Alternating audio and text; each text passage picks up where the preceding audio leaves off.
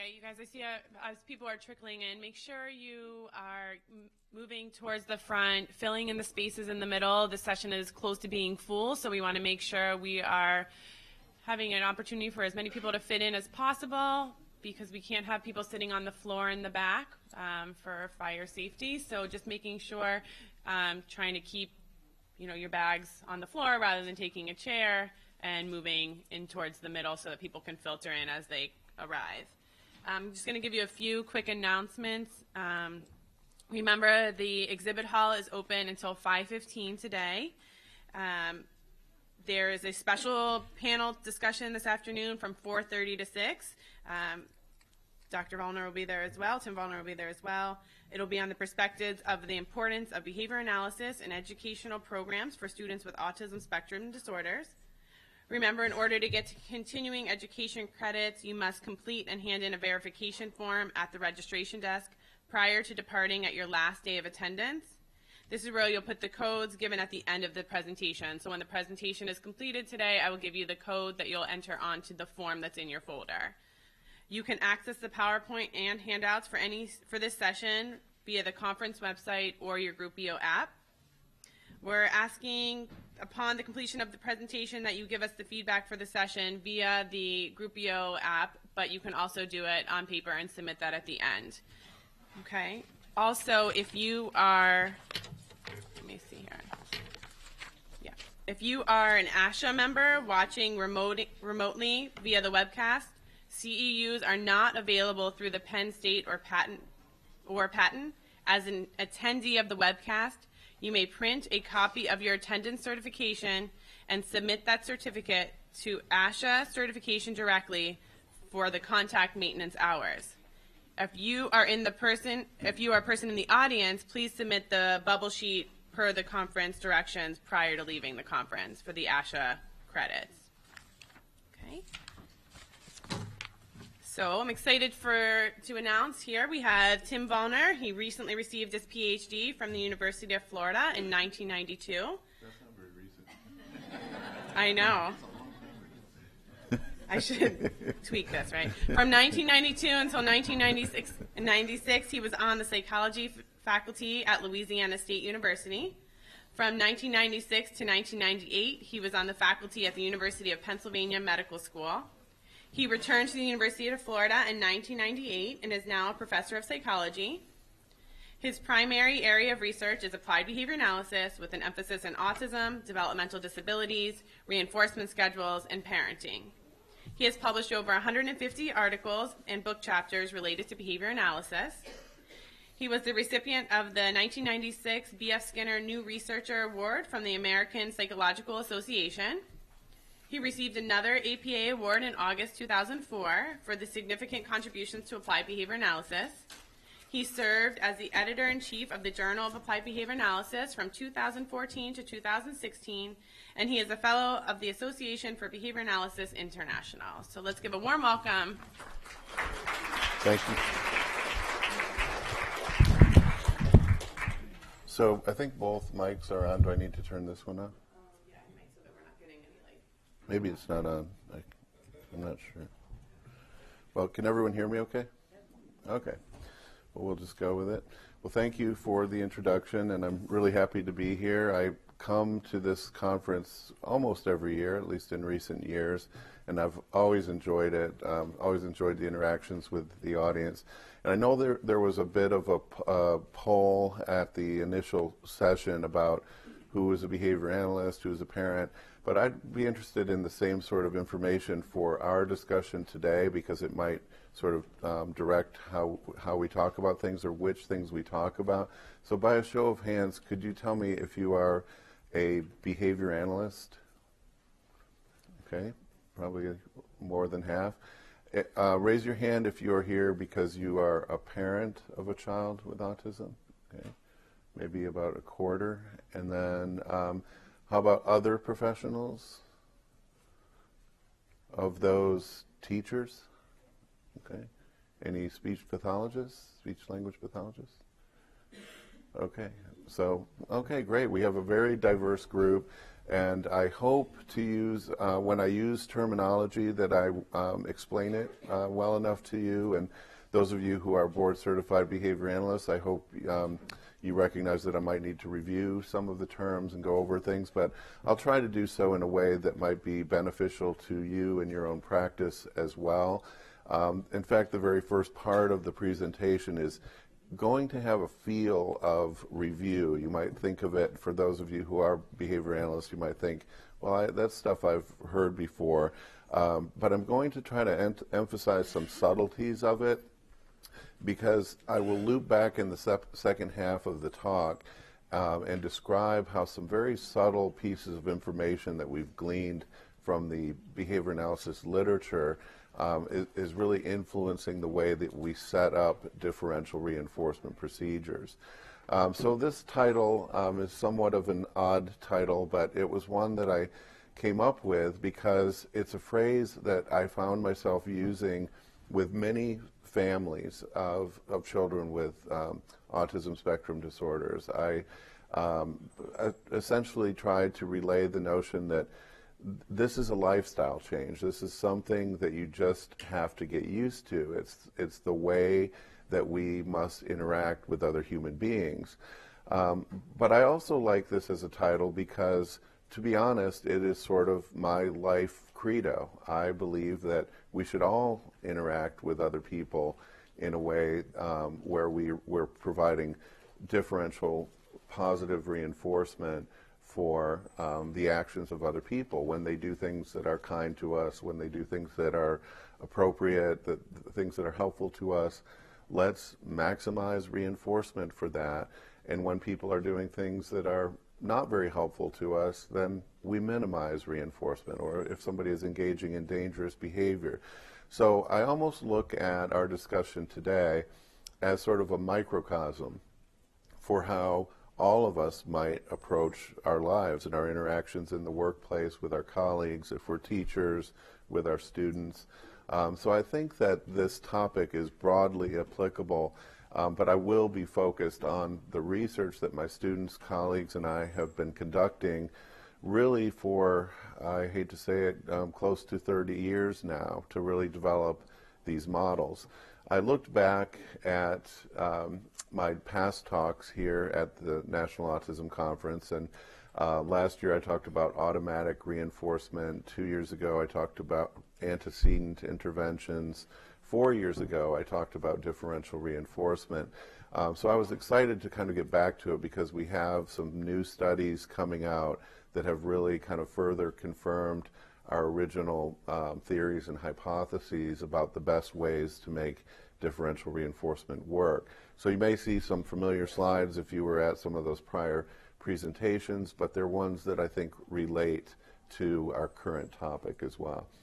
So in terms of a game plan, what I would like to do, because we have a 3-hour session this morning, we'll have a break somewhere in the middle. And what I will do after the first part, which is the largely review part, is we'll pause for questions and answers. We're being live streamed, so we'll pass around the microphone when we have questions, and I'll respond to those questions. Then we'll take a little break, and then we'll go more deeply into the differential reinforcement model that I would like to impart to you. I see some familiar faces in the audience from different talks I've given or people I've met in different places. So you probably know that I'm not the type who worries about whether we get through every single slide. I brought plenty of slides for us to talk about today. I'd rather talk about what we want to talk about and see what direction it goes with the questions. So you'll have some slides in your packet that we may not cover, and that's okay. There's always other conferences to come back and talk about other things, but certainly we have plenty of things to talk about, so I will go ahead and get started. I do want to acknowledge several of my students and former students who have assisted with this project over the years. These are individuals who are currently or recently working on or recently have been working on this differential reinforcement model. The ones who are at other universities or centers are doctoral students who recently graduated. The ones who are from the University of Florida are working with me currently. I always like to give a little bit by way of background, and Jolene did that to an extent, but on this page, I'd like to focus a little bit more about kind of how I got to where I am professionally, because it's somewhat odd. A lot of times people will say, do you work with kids or adults? Well, both. Do you work with severe behavior or moderate behavior? Oh, both. Well, the reason is just because my background has kind of taken me in a lot of different directions, and you'll hear today that I will give examples that have a lot of medical implications. That's because I once worked in a medical school. You'll hear that I have examples that relate to school policies and ethics within schools. Well, that's because I worked in schools. And even later today, if you go to the panel discussion, you'll see both of those histories coming into play with what I will assert about functional analysis. That is that you have to take into account medical considerations even if you're working in a school, and if you're in a school, there may be some things that you cannot do if you don't have the proper medical supports in place. So I started out as a graduate student working with Brian Iwata, who was the individual who developed the functional analysis model with his colleagues at Johns Hopkins. By the time I worked with Brian, I was at the university, or he had moved to the University of Florida, and the individuals we were working with were adults with the most severe self-injurious behavior in the state of Florida. So they would come to our center, receive a functional analysis, and we would develop an intervention for their self-injurious behavior. So I kind of started out right away seeing the most severe kinds of cases. My first job following graduate school was to be an assistant professor in the psychology department at Louisiana State University, and I was specifically assigned to their school psychology component. To be honest, at that young age, I didn't really know what school psychology was. I thought it was something like counseling or something along those lines. But it was a job. It looked good. I get to have grad students and things, so I was really excited to go. But what I ended up doing there was translating what I had learned in Iwata's lab to schools and working with children and families who were attending those schools. And I learned very quickly that there were a lot of differences that I needed to be aware of. I needed to learn about IEPs. I needed to learn about written behavior plans. I needed to learn how to interact with teachers who had more than one student to attend to. I needed to interact with administrators who might have a different agenda than the teacher or the families. So it was a different complexity, a different level of complexity that I learned in that time. I was then recruited away to the University of Pennsylvania Medical School, where I spent 2 years. And the interesting thing about that component of my history was I was now seeing young adults and children who were displaying behavior that was so severe that they actually had to be hospitalized because of the severity of their behavior. They were hurting themselves, they were hurting other people, and in no circumstances, in zero of the circumstances, did the behavior analysts develop interventions in a vacuum. We interacted very, very thoroughly and exclusively with medical personnel, which was a very different approach. And what I learned there is that really there are 3 levels at which we should be attending to possible medical variables. One level is at the front end. It's very possible that individuals display problem behavior that is in part controlled by a medical problem that they're having. So just for example, someone may have chronic stomach aches. And so when you ask them to do physical activity, they might start to engage in escape behavior. Now you can treat the escape behavior in all the ways that you know how and all your bag of tricks from behavior analysis, but you're not treating the chronic stomach problem. So what if by treating the chronic stomach problem, demands to move around are no longer aversive? So we should definitely attend to medical variables at the front end. What about during our treatments? Many of our clients and students are on medications. While we're developing behavioral interventions that may or may not interact with those medications, medication changes are being made that we may or may not know about. And those are significant variables. They can function as motivating operations. They can alter the efficacy of the reinforcers that we're using in our procedures. And then at the back end, the third level at which we should be aware of medical variables is that sometimes the individual can get hurt when they display the behavior. So I'm very hesitant in many circumstances, and I'll talk about this more at the panel this afternoon. I'm very hesitant to do a behavioral assessment in a school setting at times when the behavior is very, very severe, because if they get hurt, if the person gets hurt or if someone else gets hurt, there is no medical support oftentimes in those settings. So I learned a great deal working in the medical school about attending to those kinds of medical variables, and then I brought that with me when I came back to the University of Florida, where I now work in schools, I work in clinics, I work collaboratively with physicians and other professionals, and I work with a wide range of individuals, ranging from the most severe problem behavior on through early behavioral interventions and relatively minor problem behavior. So again, the focus for today will be on that general approach of developing differential reinforcement as an intervention. So first, I'm going to review the literature, the evidence that supports the notion that severe behavior is learned operant behavior. This is the part that I think for the behavior analysts in the audience will at first come across as review. You're going to immediately recognize, well, of course, some behavior is maintained by attention, etc.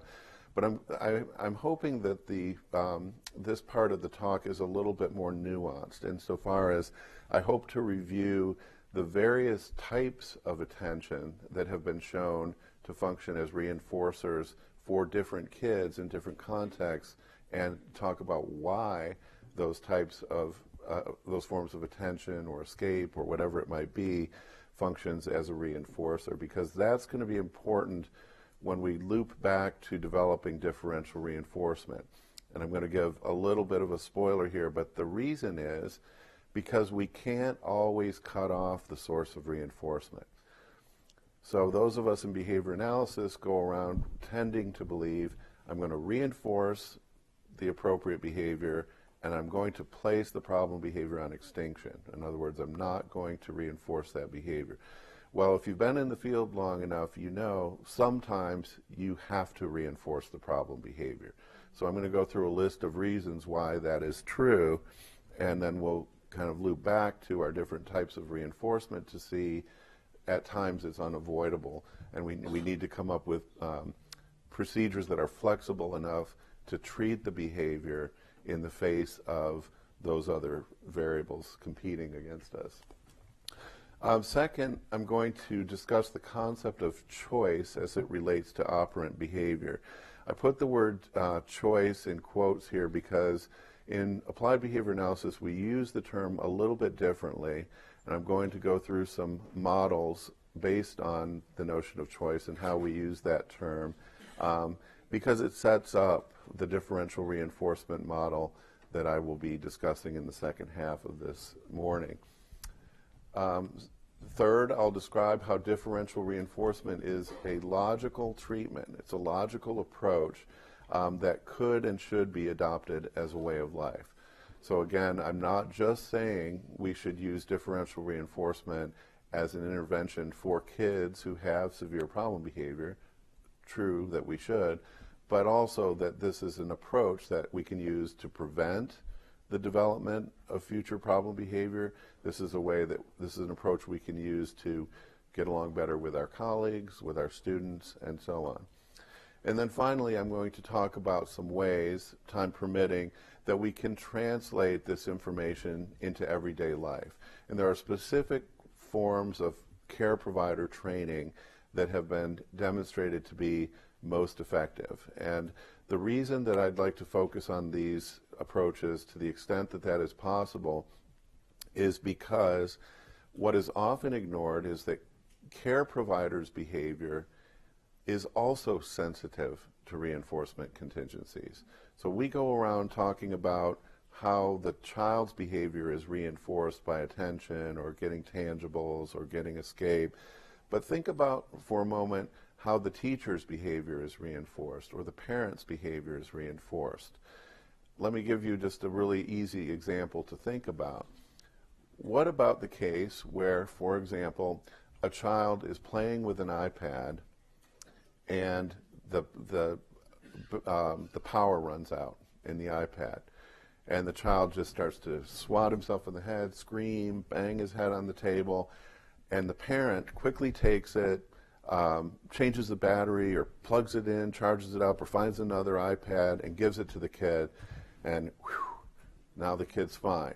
Well, of course, we know that the parent, although they were doing exactly what most parents do, which is to try to comfort their child, make sure their child is not in harm's way, it's a natural parenting response, they have inadvertently reinforced the child's self-injury and tantrum. What about the parent's behavior? The parent's behavior was negatively reinforced because that very aversive self-injury, tantrum, etc. that the child was displaying was suddenly turned off. So that's a very powerful contingency. All the parent had to do was hand the iPad and the whole tantrum went away. Okay, so that's what we're competing against. We're competing against immediate reinforcement for the parent behavior and immediate reinforcement for the child's behavior. So the only way we have found to compete with that is to use modeling and competency-based parent training. So I'd like to go through that, time permitting, today, because it's not going to do any good, I can tell you right now, to just tell people how they should interact with their child. Just to verbally describe it does little or nothing. You have to actually have the person display the competency to show that they can implement the procedure. And that holds true in school settings, home settings, clinic settings, across the board. So I'm using some terms that I'm guessing just about everybody in this room is familiar with based on the show of hands that many of you are parents, many of you are teachers, many of you are behavior analysts. But I tend to interchange the terms behavior disorders, severe behavior disorders, problem behavior. For the parents in the room, I do like to emphasize when I say problem behavior, I'm not saying that your child or that the child is a problem. Certainly not. I'm saying the opposite, and that is that the behavior is the puzzle. The behavior is what we're trying to address. The child is doing what they've learned to do. So we are addressing the problem behavior, and here is a long list of examples. The first two, of course, can be dangerous insofar as somebody can get hurt as a result of the behavior. Property destruction can get very, very expensive very quickly if someone is doing things like destroying computers, tearing down curtain screens, things like that, breaking windows. Tantrums is kind of a grab bag category, but anyone here knows what I mean when I say it. Tantrums can interfere with a family's ability to go out to dinner, to go to the mall, to go grocery shopping. It can keep a child from going on field trips and outings with peers at school or going to movies because the behavior is disruptive to others who might be in those environments. I listed severe stereotypic behavior here, although I do recognize there is some controversy about the treatment of stereotypic behavior.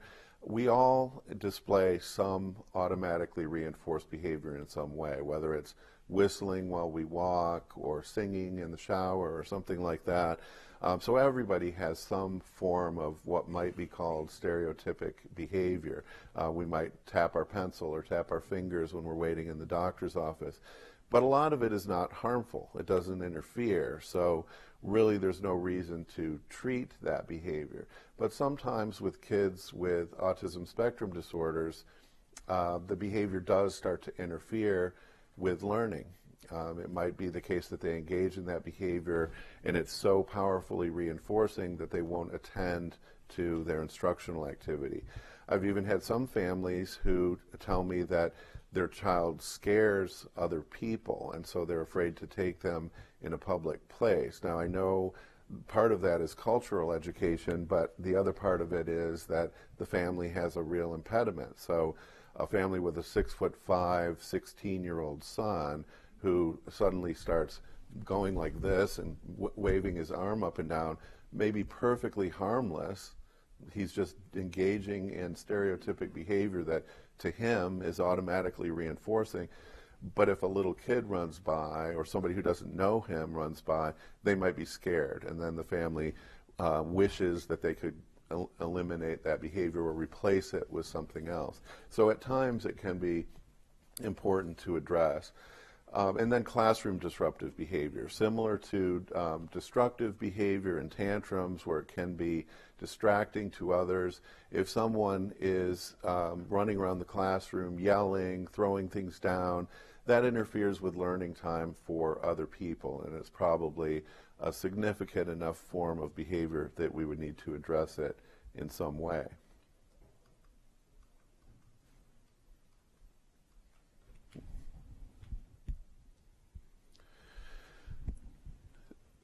So one thing that we have learned over the years, I guess now at least 35 years in the literature, probably closer to 40, is that these forms of behavior that I just listed are learned operant forms of behavior. In other words, they are forms of behavior that are controlled in some way by their consequences.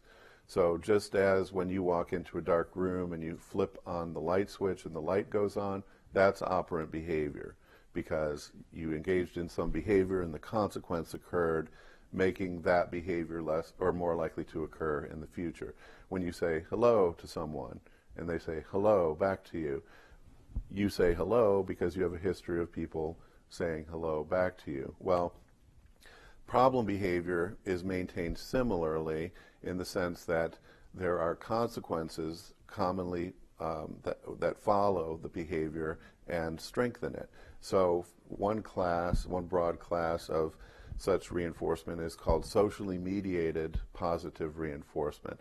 This is when another person, that's why it's socially mediated, inadvertently reinforces the behavior. I say inadvertently because very rarely would someone ever want to reinforce problem behavior. Usually they're doing what they think they should do. And I'll give a list of these in just a moment. But the key is it's delivered by another person. There's also socially mediated negative reinforcement. This would be where something is happening, let's say a teacher giving instructions to a student, and then the problem behavior starts, and the teacher says, never mind, we'll do it later, and turns away. Well, the student has effectively escaped or avoided that instructional activity. And as we'll discuss in a minute, this can extend to self-care routines, medical routines, and so on. The key is it was one person trying to get the student or the child to do something, and then they turn off that instructional activity contingent on the problem behavior. And then third is automatic positive or negative reinforcement. It's really important to recognize that with especially some topographies of behavior, some forms of behavior, it's not always the case that the behavior is socially reinforced.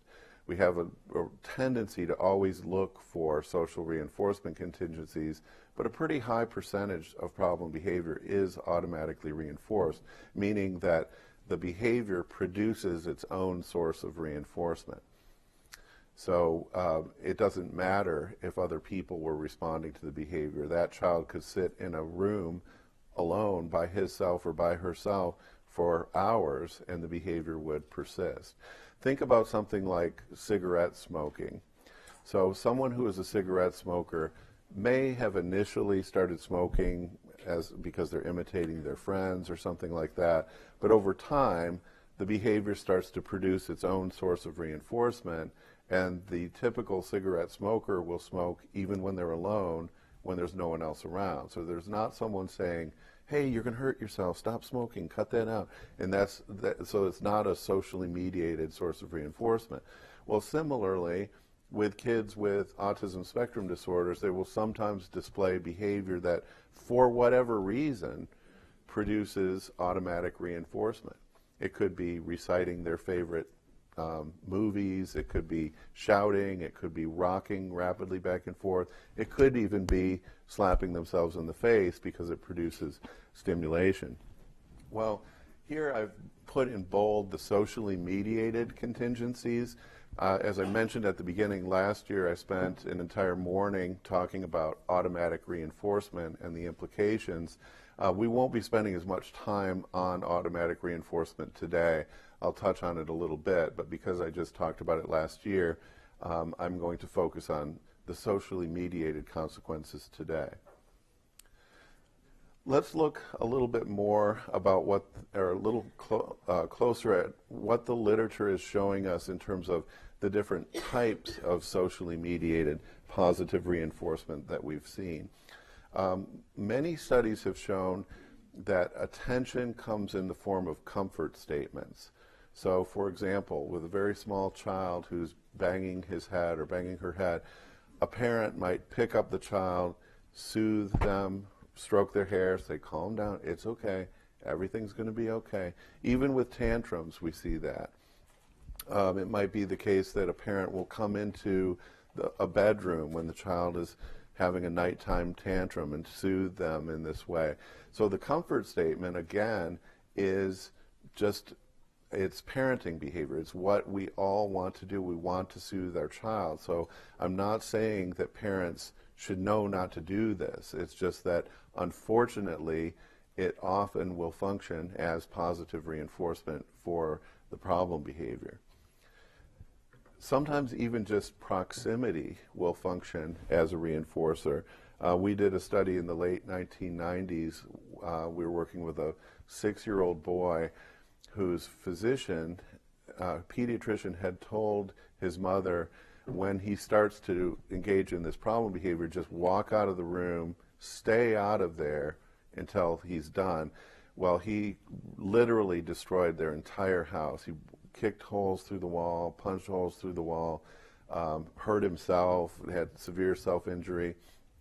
And what we found was reinforcing the behavior was not any kind of comfort statement or anything like that, but just merely having his mother in the room would stop the behavior. So if she came back in the room, he was fine. You've probably seen this with some kids who, again, at nighttime are very disruptive, but if mom or dad comes in, they're fine, and then they fall asleep. Well, it's not necessarily that mom or dad has to talk to them, it's just being there is enough of a source of reinforcement. Strangely, the attention can take the form of reprimands. So this would be when the problem behavior occurs, somebody might say, stop doing that, or you're going to hurt yourself, or ouch, that hurts me, cut it out. And even though that's designed to be punitive or to tell the person, you better stop, this isn't appropriate behavior, it actually reinforces the behavior, makes it more likely to occur under some circumstances. All of us have probably seen the child who will have the little smirk as he's making the teacher upset by displaying these forms of problem behavior, that type of thing. Even in the original functional analysis study by Iwata et al., they used reprimands as the type of attention in their test condition. So it's not all that rare, and it's one that surprises people when you ask them, don't reprimand that behavior, or at least try to minimize your reprimanding. Often they will say, well, he's getting away with it then. He thinks he can do that. Well, no, he's doing it because the reprimand is the positive reinforcer. So you have to be very careful under those circumstances.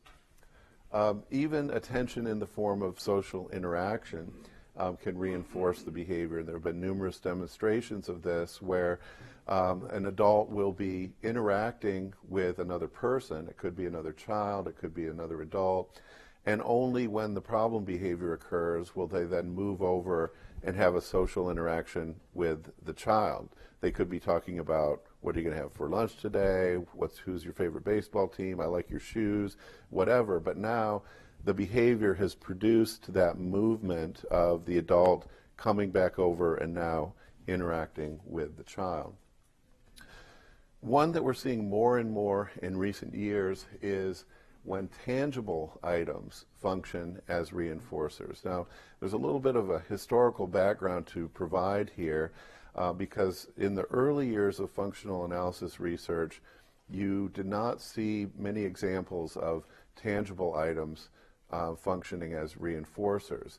But if you look at that literature carefully, it was because the studies were taking place in hospital settings, they were taking place in residential facilities with adults, and those areas are often very austere. There aren't a lot of tangible items and stimulation around, especially at that time in the 1980s and 1990s. Well, now, kids with autism are often being treated and being educated in very enriched environments. They have iPads, they have movies, they have toys, and what we're seeing more and more is that functional analyses are showing that the behavior sometimes produces access to these preferred items. So the example I gave earlier, it's time to put your iPad away, problem behavior starts, somebody gives it back, they calm down.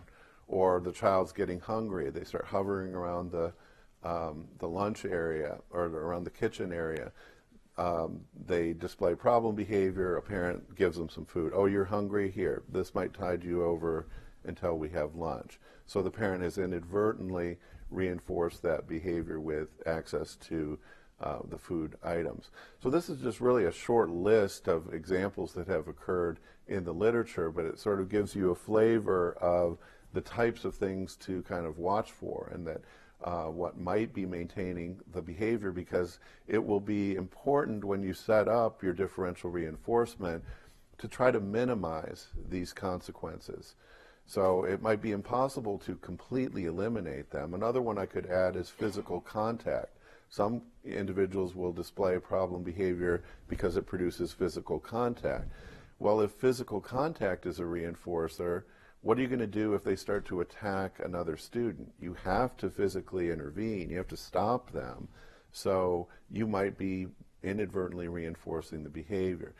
And a term or a phrase that you'll hear me use throughout is I'm going to say minimize, maximize. And that's going to be a key through this discussion. And what I mean by that is it's important to minimize your reaction to the problem behavior, maximize your reaction to the appropriate alternative behavior.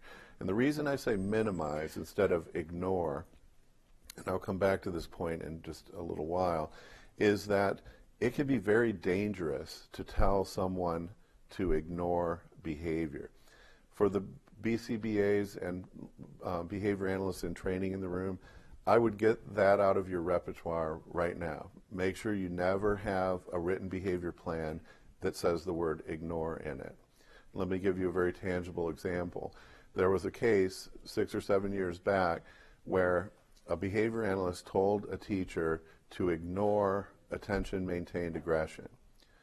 Well, the child who displayed the aggression hurt another student, sent her to the hospital. The parents sued the school district. The teacher was questioned, and the teacher said, well, look, right here in the behavior plan, the behavior analyst told me ignore attention-maintained behavior. Well, that seems extreme, it seems absurd, but I've seen that happen on a much smaller scale where somebody gets hurt with self-injury or something like that. You have to do what you need to do to protect an individual or to protect others in the environment or to protect property in the environment. So ignore isn't exactly the right word you're looking for. Whereas if you say minimize reaction and then put the caveats, make sure to protect yourself, protect others, then you're probably giving a more apt description of what needs to happen. Let's look at some examples of socially mediated negative reinforcement. The most common one is escape or avoidance of instructional activity. This can be where a teacher, for example, is presenting instructional materials and the student starts to display the problem behavior and the teacher says, never mind, we can do it later. Or they might even send the student out into the hallway to chill out or calm down. Well, that could be a source of negative reinforcement or escape or avoidance for that particular individual.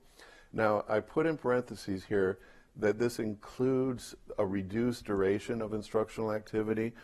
I've worked with many therapists, teachers, behavior analysts, parents, who, when I ask them the question, for example, how long will your therapy session be? The therapist might say, well, on a really good day, I can get 30 to 40 minutes out of him, but when he's struggling, I might get 5 or 10 minutes. Well, think about that from a contingency standpoint. From the child's perspective, if I'm disruptive, they only make me do this stuff for 5 or 10 minutes. If I'm cooperative and have a good day, they make me do this for 30 to 40 minutes, and maybe my friends are all out there on the playground or something like that. So that larger contingency, that molar contingency, starts to come into play. So escape and avoidance doesn't necessarily just mean what happens right after the problem behavior. It can mean what's happening more globally, more in a more molar fashion for the individual.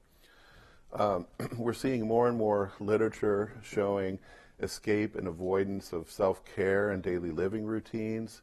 I'm sure the families in the room can attest to this, that at times it's very difficult to get a child with ASD to brush their hair, brush their teeth, take a bath, maybe get dressed, eat their food, things like that. So just common daily routines might take families hours to complete because of the resistance that the child is displaying. And so oftentimes what will happen is an escape or an avoidance contingency develops because it becomes easier for the parent to just do it for them, for example, or to cut the toothbrushing session short. Similarly with medical routines, a lot of children with autism spectrum disorders will escape and avoid medical routines, even if it's something just as simple as having their heart rate monitored or their pulse monitored. They start to display very serious problem behavior, and the natural adult reaction is to say, you know, never mind, we can try that next time, or I've got enough. And so the kid learns that they can reduce that medical routine very efficiently. Similarly, we have many kids, and we're starting to see this emerge in the literature, who display problem behavior in the presence of sounds that may not be aversive to you or to me, but to the child are very aversive, such as a gymnasium or maybe music class or something like that. And typically a pattern will be that the child starts to display some kind of precursor behavior, like making noises. They might start to plug their ears, and then you get the full-blown self-injury, aggression, property destruction, and somebody ushers them out of the facility, or out of that area. So, of course, what we would ultimately want, and this is where our discussion is going, we want to replace that behavior. We want the child to be able to tell us, I'd like to get out of here, please. And we want to reinforce that behavior instead of what built up to the severe problem behavior. But again, this is just a natural reaction. If you're an adult in a room, in a gymnasium, and you see this kid plugging his ears and banging his head against the gym, your instinct, if you will, your natural reaction is to shuffle them out of the room. Well, it's that circle of reinforcement, that trap again, because the child's behavior is negatively reinforced. They get out of the room or the area. The adult's behavior is negatively reinforced because by removing them from that vicinity, they turn off that aversive stimulation, which is the kid screaming and banging his head and so on. I want to insert an important note before we get to automatic reinforcement, and that is that a lot of times when I present those examples from the literature that I just pulled out, people will say something along the lines of, so really this is just a communication deficit, right? Because if the kid could just tell us what they wanted, then they wouldn't do it. Well, the point that I'm about to make here is central to the later theme about how we develop differential reinforcement. It's not always the case that the child has a communication deficit. So some kids can say, I need to get out of this room, or they can say, hey mom, please come back in the room, or hey dad, will you come and talk to me right now?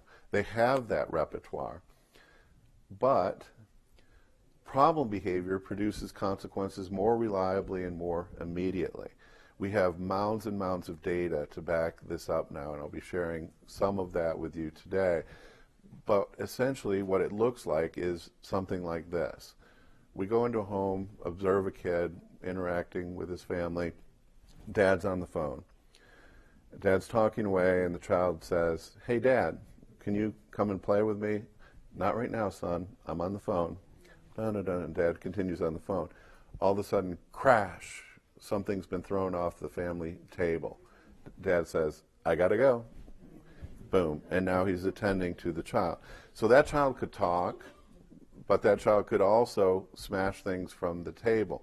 What the child has learned is that dad is going to usually provide longer duration, more immediate, higher quality, more reliable reinforcement when the problem behavior occurs.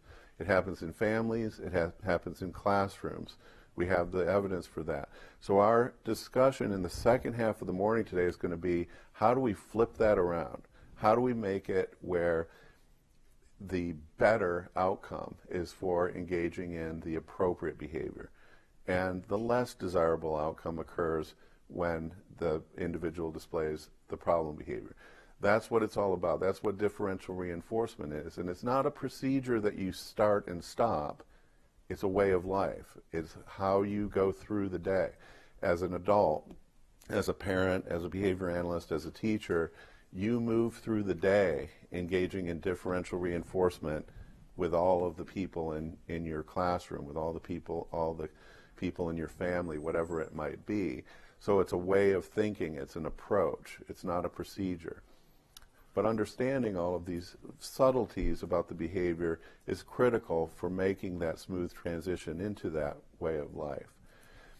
I did say that I'm not going to focus much on automatic reinforcement because my talk last year was a 3-hour presentation on automatic reinforcement, but I would be remiss to at least not mention it here because a relatively significant proportion of individuals who display problem behavior that is not socially reinforced.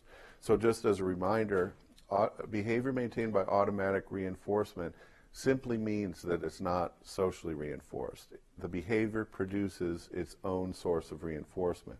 So it could be that something about the sensation produced by the behavior. So if someone slaps themselves in the face, it might be, for whatever reason, that feels good to them. That sensation is positively reinforcing. Or maybe it's the sound that it makes that is reinforcing.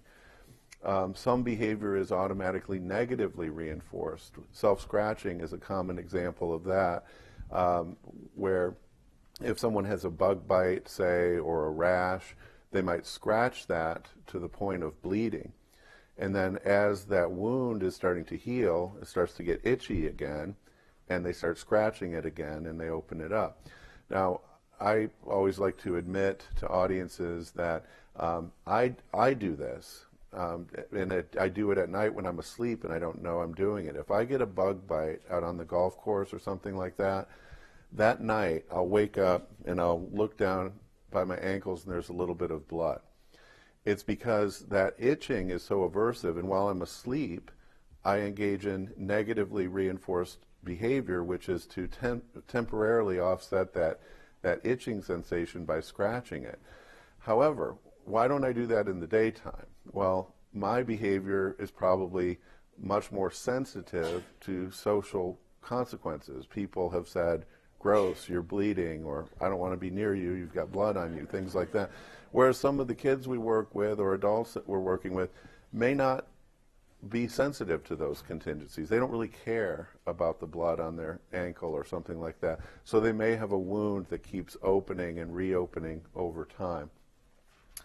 I did talk last year about biobehavioral theories, but just again, in case you were not there, to touch on it very briefly, there has been a hypothesis floating around out there for over 30 years now, the endorphin hypothesis. I'll tell you a little bit about what it is. I'll tell you about some of the possibilities or some future possibilities for it, and I'll tell you where I think the literature is limited right now related to this hypothesis. The endorphin hypothesis essentially posits that severe self-injury, most typically self-injury aimed toward the head, might produce such pain that endogenous opiates within our body are produced. Has anyone heard of runner's high? Yeah, okay, so runners will say, I catch a buzz when I'm on like the 20th mile or something like that. Well, they probably do, because what's happening is their body is releasing endorphins, which are chemically, structurally similar to heroin, opium, all of the opiate substances. So they're literally catching a high when they do it. The thought is that some individuals with severe self-injury might be similarly catching a buzz from the self-injury. So there historically have been a number of opioid blockers. There was there at first was naloxone, then there was naltrexone, and now there's some newer ones I'm not familiar with. But these are used when a heroin addict goes to the hospital and they're ODing. So they're going to die because they've had too much opium or opioid substances in their system. So naltrexone, for example, blocks at the receptor site and makes it so that the OD stops, they don't die, hopefully, and then they move about their business. So the idea was, by giving, say, individuals with severe self-injury naltrexone, it would block the endorphins at the same receptor site and the behavior should extinguish. It sounds great, sounds really, really interesting. So why 30, 35 years later do we know almost nothing more about that? Well, at least on the behavioral level, we haven't advanced much for the following reason. The studies that have been done have typically been group design studies. So you take a whole group of people with self-injurious behavior, some go in the placebo group, some go in the naltrexone group or the opioid blocker group. Or alternatively, it might be within subject, but it's placebo, naltrexone, placebo, naltrexone with a double-blind placebo control design. The problem is that in these studies, they're lumping everyone with self-injury as if it serves the same function. Well, I just spent 20 minutes or so describing all these different reasons why self-injurious behavior might occur, only one of which might be because of endorphins. So if you take these large groups, if there is any effect for people who might be doing it for this reason, which is to produce endorphins, it's going to get washed out in these large group designs. So I think going forward, we're going to have to do very clear functional analyses showing that the behavior is maintained independent of social reinforcement. And even for those individuals, I would predict you're going to get a subset of responders if you get responders at all. So there's just a whole different research methodology, mentality has to occur to get at this question. But I've had that item on my slide really close to 3 decades now and have had the same criticism. It has not been really improved as far as I can tell. So we're not really moving forward with that, but it's interesting to talk about, interesting to know that that hypothesis is out there, and maybe on a case-by-case example, it might have some value.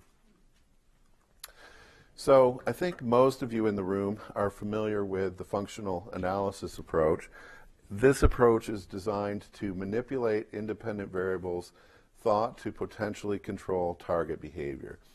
A common analogy that we give is to an allergy test. So if you go into the allergist, she might poke you in the back, and if your back swells up, when oak tree is presented, you might be allergic to oak trees. Well, similarly, we purposely expose someone to attention as a consequence to their behavior to see if their behavior swells up, in a sense.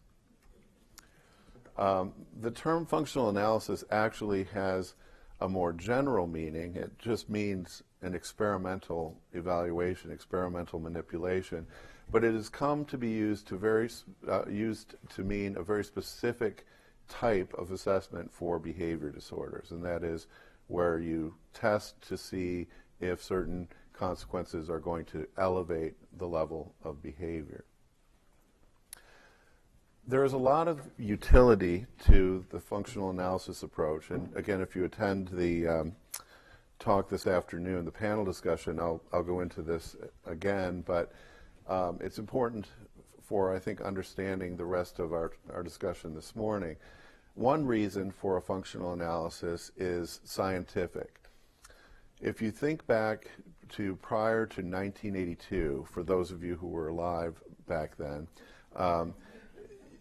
no one knew why self-injurious behavior occurred. It was a complete mystery. It was just a bizarre form of behavior that no one understood. Then Iwata et al. Came out with their functional analysis paper and showed, oh, this behavior actually is predictable. It occurs a lot under these circumstances and not at all under these circumstances. And for this kid, it occurs for entirely different reasons, but it's also predictable for that kid. So what that study did, just in the case of self-injury, taught us a lot about why the behavior occurs. We've subsequently had similar evaluations of aggressive behavior, pica, stereotypic behavior, and we're learning that the behavior is in fact lawful. It occurs for a reason. So the science has advanced a lot just as a result of the functional analysis technology. Also, I will add, because I don't think I put it on the slide, no. With the scientific utility of the functional analysis, it allows us to translate from basic science. And I'm going to show some examples of this today, where in our basic research in behavior analysis, we always know what the reinforcer is. So if it's a rat in a chamber, a pigeon in a Skinner box or something, we know what the reinforcer is. And then we can develop these laws and equations that relate to behavior, but it's really difficult to translate those to application because we don't know what the reinforcer is maintaining certain forms of problem behavior. But by doing a functional analysis, then we can isolate those reinforcers and learn from our basic research. A second utility is research screening. So if someone has a particular research question, such as how do you treat behavior maintained by negative reinforcement or escape from instructional activity, you first have to show that in fact this participant's behavior is sensitive to negative reinforcement in the form of escape from instructional activity. So to get into the study, you have to do a good functional analysis. So the reason that I bring these items up right now is that there is a huge overemphasis on this third one, and that is that functional analysis is a form of clinical assessment. It is used for that, but there should be no discussion about whether or not we should do functional analyses.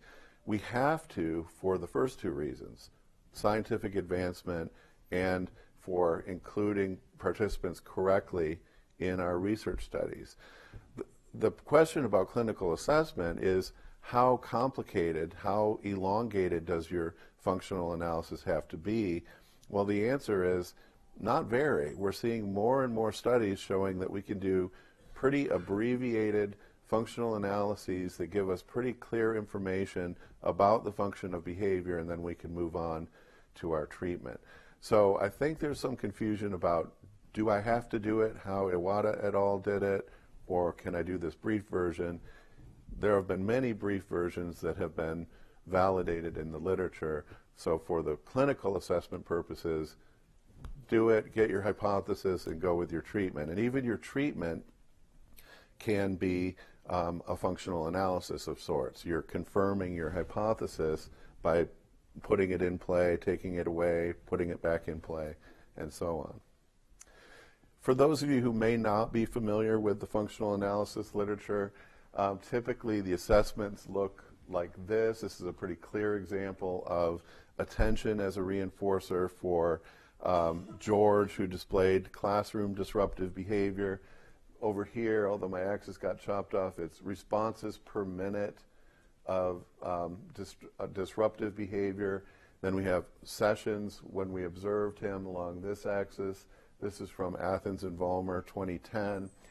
The thing to note is that really the only time he displayed the disruptive behavior was when we presented attention as a consequence.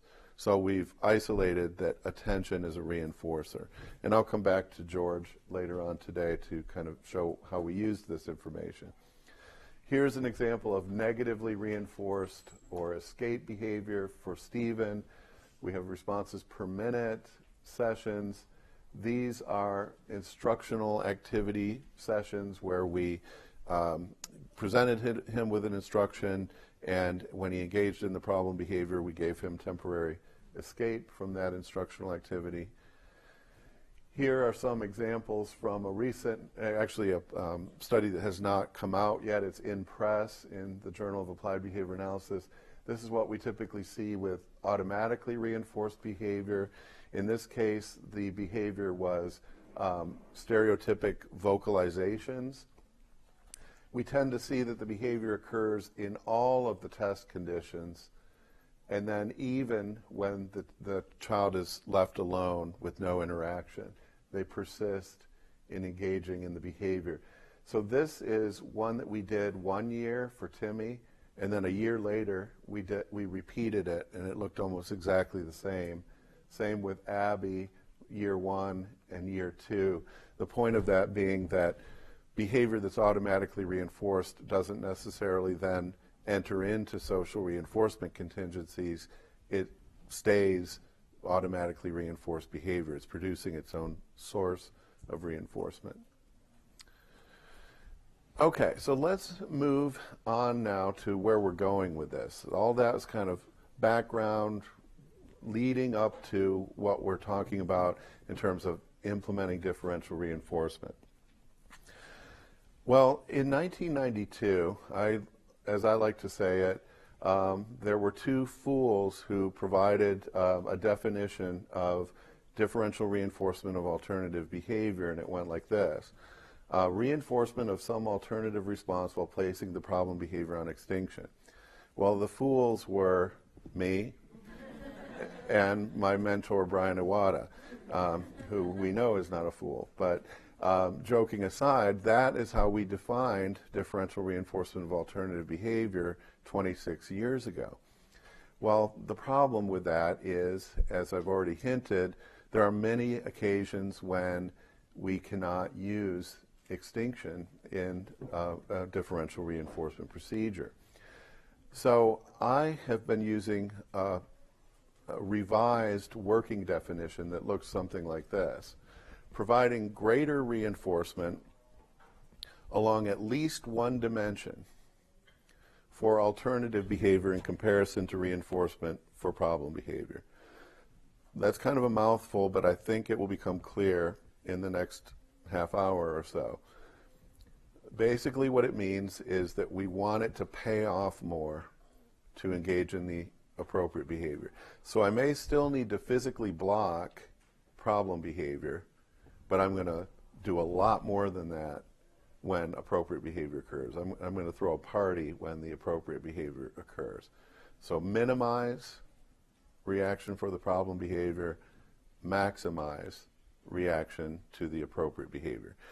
And in my parent training approaches, that sentence is what I'm looking for. Can the parent learn, minimize, maximize? Can the teacher learn, minimize, maximize? It's the best thing I can hope for, and the outcomes that we see are very favorable when they actually learn to do that.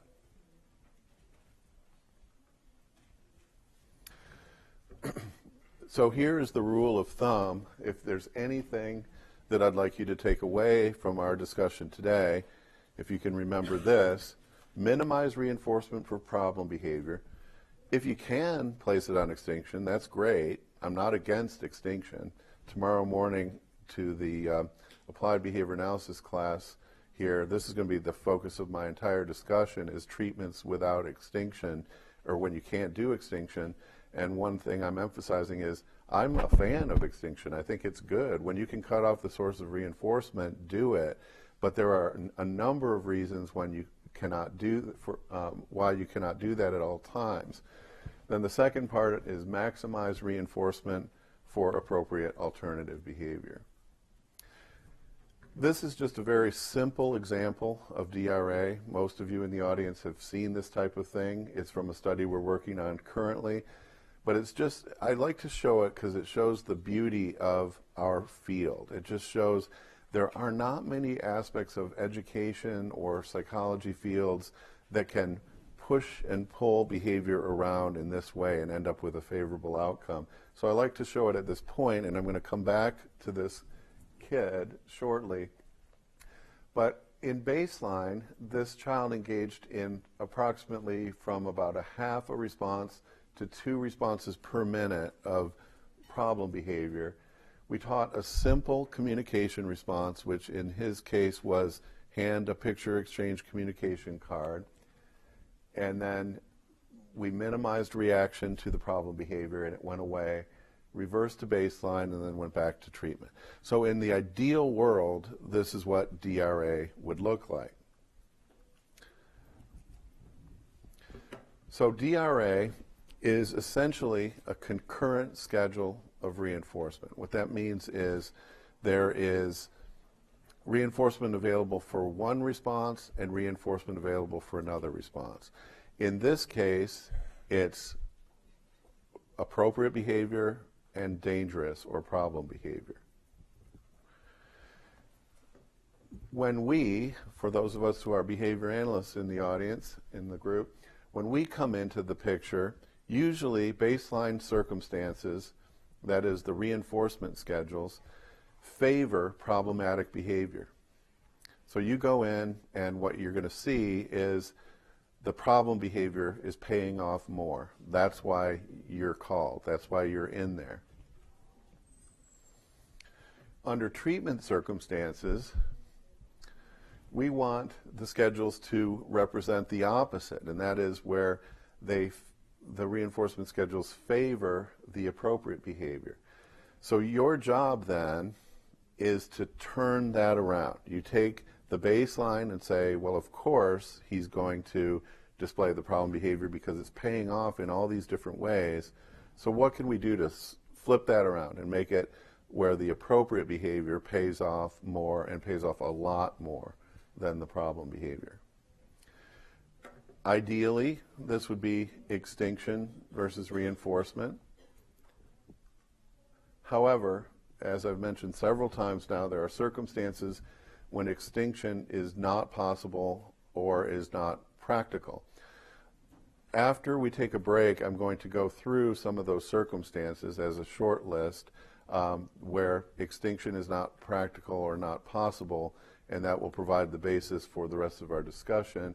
But before we get to that, I wanted to open it up to questions and answers about the first part, the first segment of our discussion so far. Does anyone have any questions, comments? Yes, over here. I have a question about... Hold on, we're going to bring the mic over.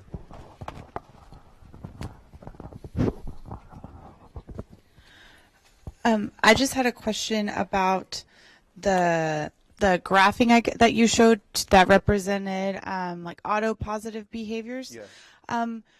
Have you ever been in a situation, or how do you identify the difference when you're looking at a graph like that between a behavior that is autopositive and a behavior whose function changes or is multiply controlled? Those are the ones, like the multiply Yeah. controlled behaviors are the Yeah, that's a really good question, and the way that we determine, and actually we're using some different designs currently, but let me show you. If it's not automatically reinforced, what we see is this goes the other way, where it extinguishes because there's no social consequence here, here, here, or here. So if it were socially reinforced or multiply controlled by social contingencies, we would see the opposite. It would go down. And we did publish a study back in the 1990s showing exactly what you're describing, because they can look the same at this point, multiply controlled or automatically reinforced.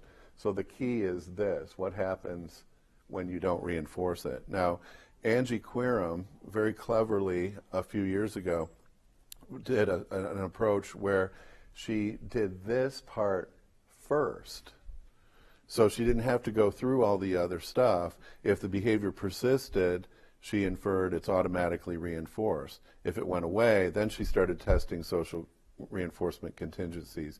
One of my graduate students and I are actually doing a variation of that right now, where we have found that different patterns in that very first no interaction phase predict the function of behavior. So if it never occurs, it's almost always escape behavior because there's no motivating operation in place. That's why it's at 0. If it's attention maintained, we typically see like a gradual dropping off. If it's automatically reinforced, it will persist. I'll show some of those data this afternoon if you're at the panel discussion. But really, really good question. Yes? Quirum, Querim, and I will give that citation at the panel discussion today.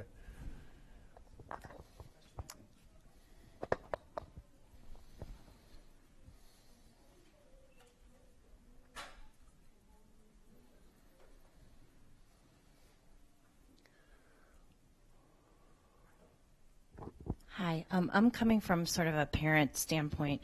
Yeah. I guess my question is, I understand all of this, but if you're looking at sort of intermittent reinforcement, right? Because say certain things happen at school, but then you add the aspect of parents have the nurturing component of that too, and also they want to be the ones that give their kids that feeling of unconditional love and safety, right? So you have that aspect, and then you don't have the rigidity of following a program, right? And then they go to school and the programs follow differently or vice versa in different areas.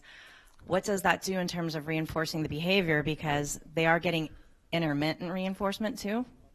That's a really good question as well. And actually, although we haven't gotten to it yet, that's what I think is the most important part of this model, is that there is no specific procedure, like where someone has to start a timer and stop a timer and things like that, so errors can be made. With differential reinforcement of alternative behavior, and I'm going to talk about why this is true, you can make a lot of mistakes, because what it boils down to is if the alternative behavior is paying off more than the problem behavior, they're going to allocate more of their time to the appropriate alternative behavior. The part about the unconditional, non-contingent love, things like that, I'm that guy. If you look at my early research, and some of you might be familiar with it who study behavior analysis, I did a whole series of studies on non-contingent attention and showed that you can suppress problem behavior with non-contingent attention because the person doesn't need to engage in the problem behavior to get the attention. So that's almost always in the backdrop where we recommend give them lots of non-contingent attention, talk with them, give them things, make their world enriched. So I'm on board with that too.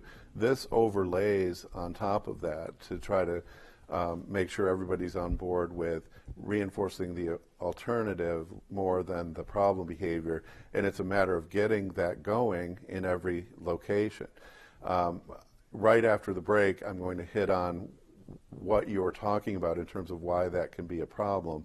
It can get very complicated with all the people you have involved, but that's why I think a simplified approach is much better. If you have, I'm not against the 5-page behavior intervention plan. We need it for legal and ethical reasons, but if we can simplify what people are supposed to do, then it makes it more likely that everyone can get on board.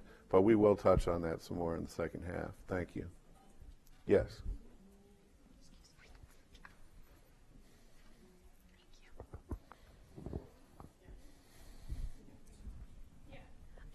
I'm a teacher, special ed teacher, autism support. My question is, I have a student that we know it's for attention. He will play bite us. Okay. So we're removing that attention and giving him another directive to do. It's usually getting on the van at the end of the day. Okay. Is there another way to reinforce that, I guess I'm asking? Okay, so if I understood correctly, you have a student who pretends to bite you, and it's kind of like your reaction that is reinforcing that.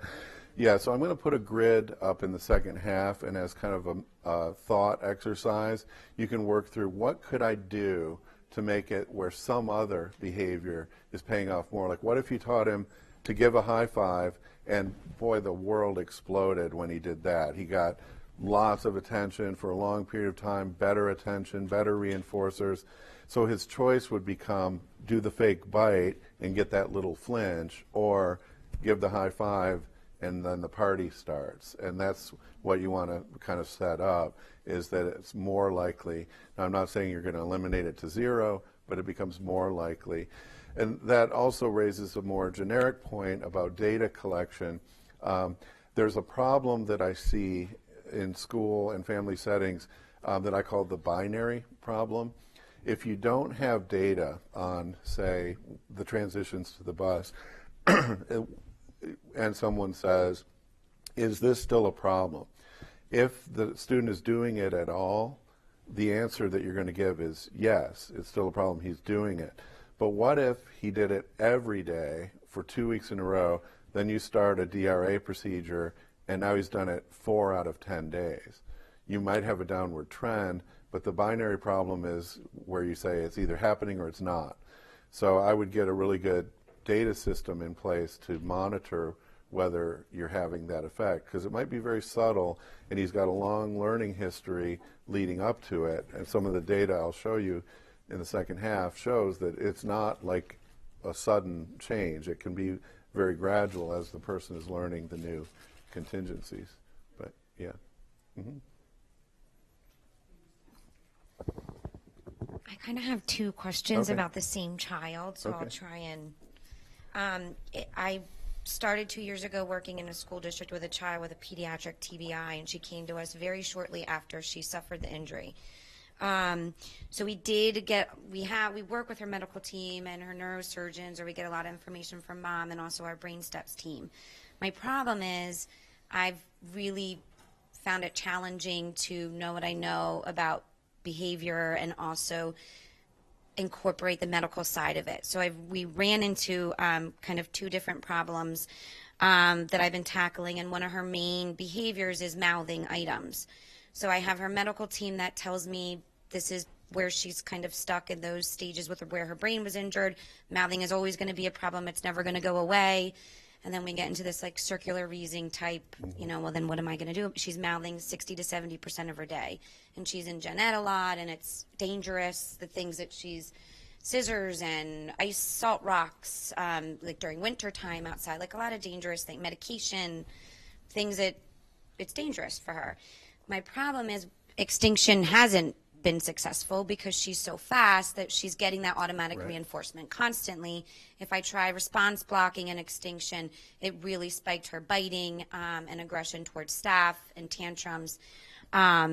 So I guess I'm just, in that case, wondering your expertise in that, or differential reinforcement when extinction, but with a behavior that is so intense hasn't been successful. Well, let me start by saying really what you're describing is what Louis Hagopian would call a type 2 automatically reinforced behavior. So if you haven't seen Hagopian's work, take a look at that. There's really 3 types, but for all practical purposes for today, let's talk about the first 2 types. Type 1 is where if you enrich the environment, basically the behavior goes away, and you can easily use differential reinforcement, enriched environment. Type 2 is where the behavior persists even in the face of enriched environment. I'm actually going to show a case. I'm glad I brought it. I almost didn't because I wasn't going to focus on automatically reinforced behavior, but almost the same thing that you're describing. And we can come back to your specific point. But I think what we'd have to do is talk more about the approach, because without knowing the specific child, generally with treating the type 2, which is the more persistent type of automatically reinforced behavior, you have to follow a stepwise approach, which is typically start finding some alternative behavior to shape or reinforce, establish it as a powerfully reinforced alternative by using preference assessments, finding the most potent reinforcers, then introducing the response blocking at that point, because there's another method or another way to obtain the reinforcer.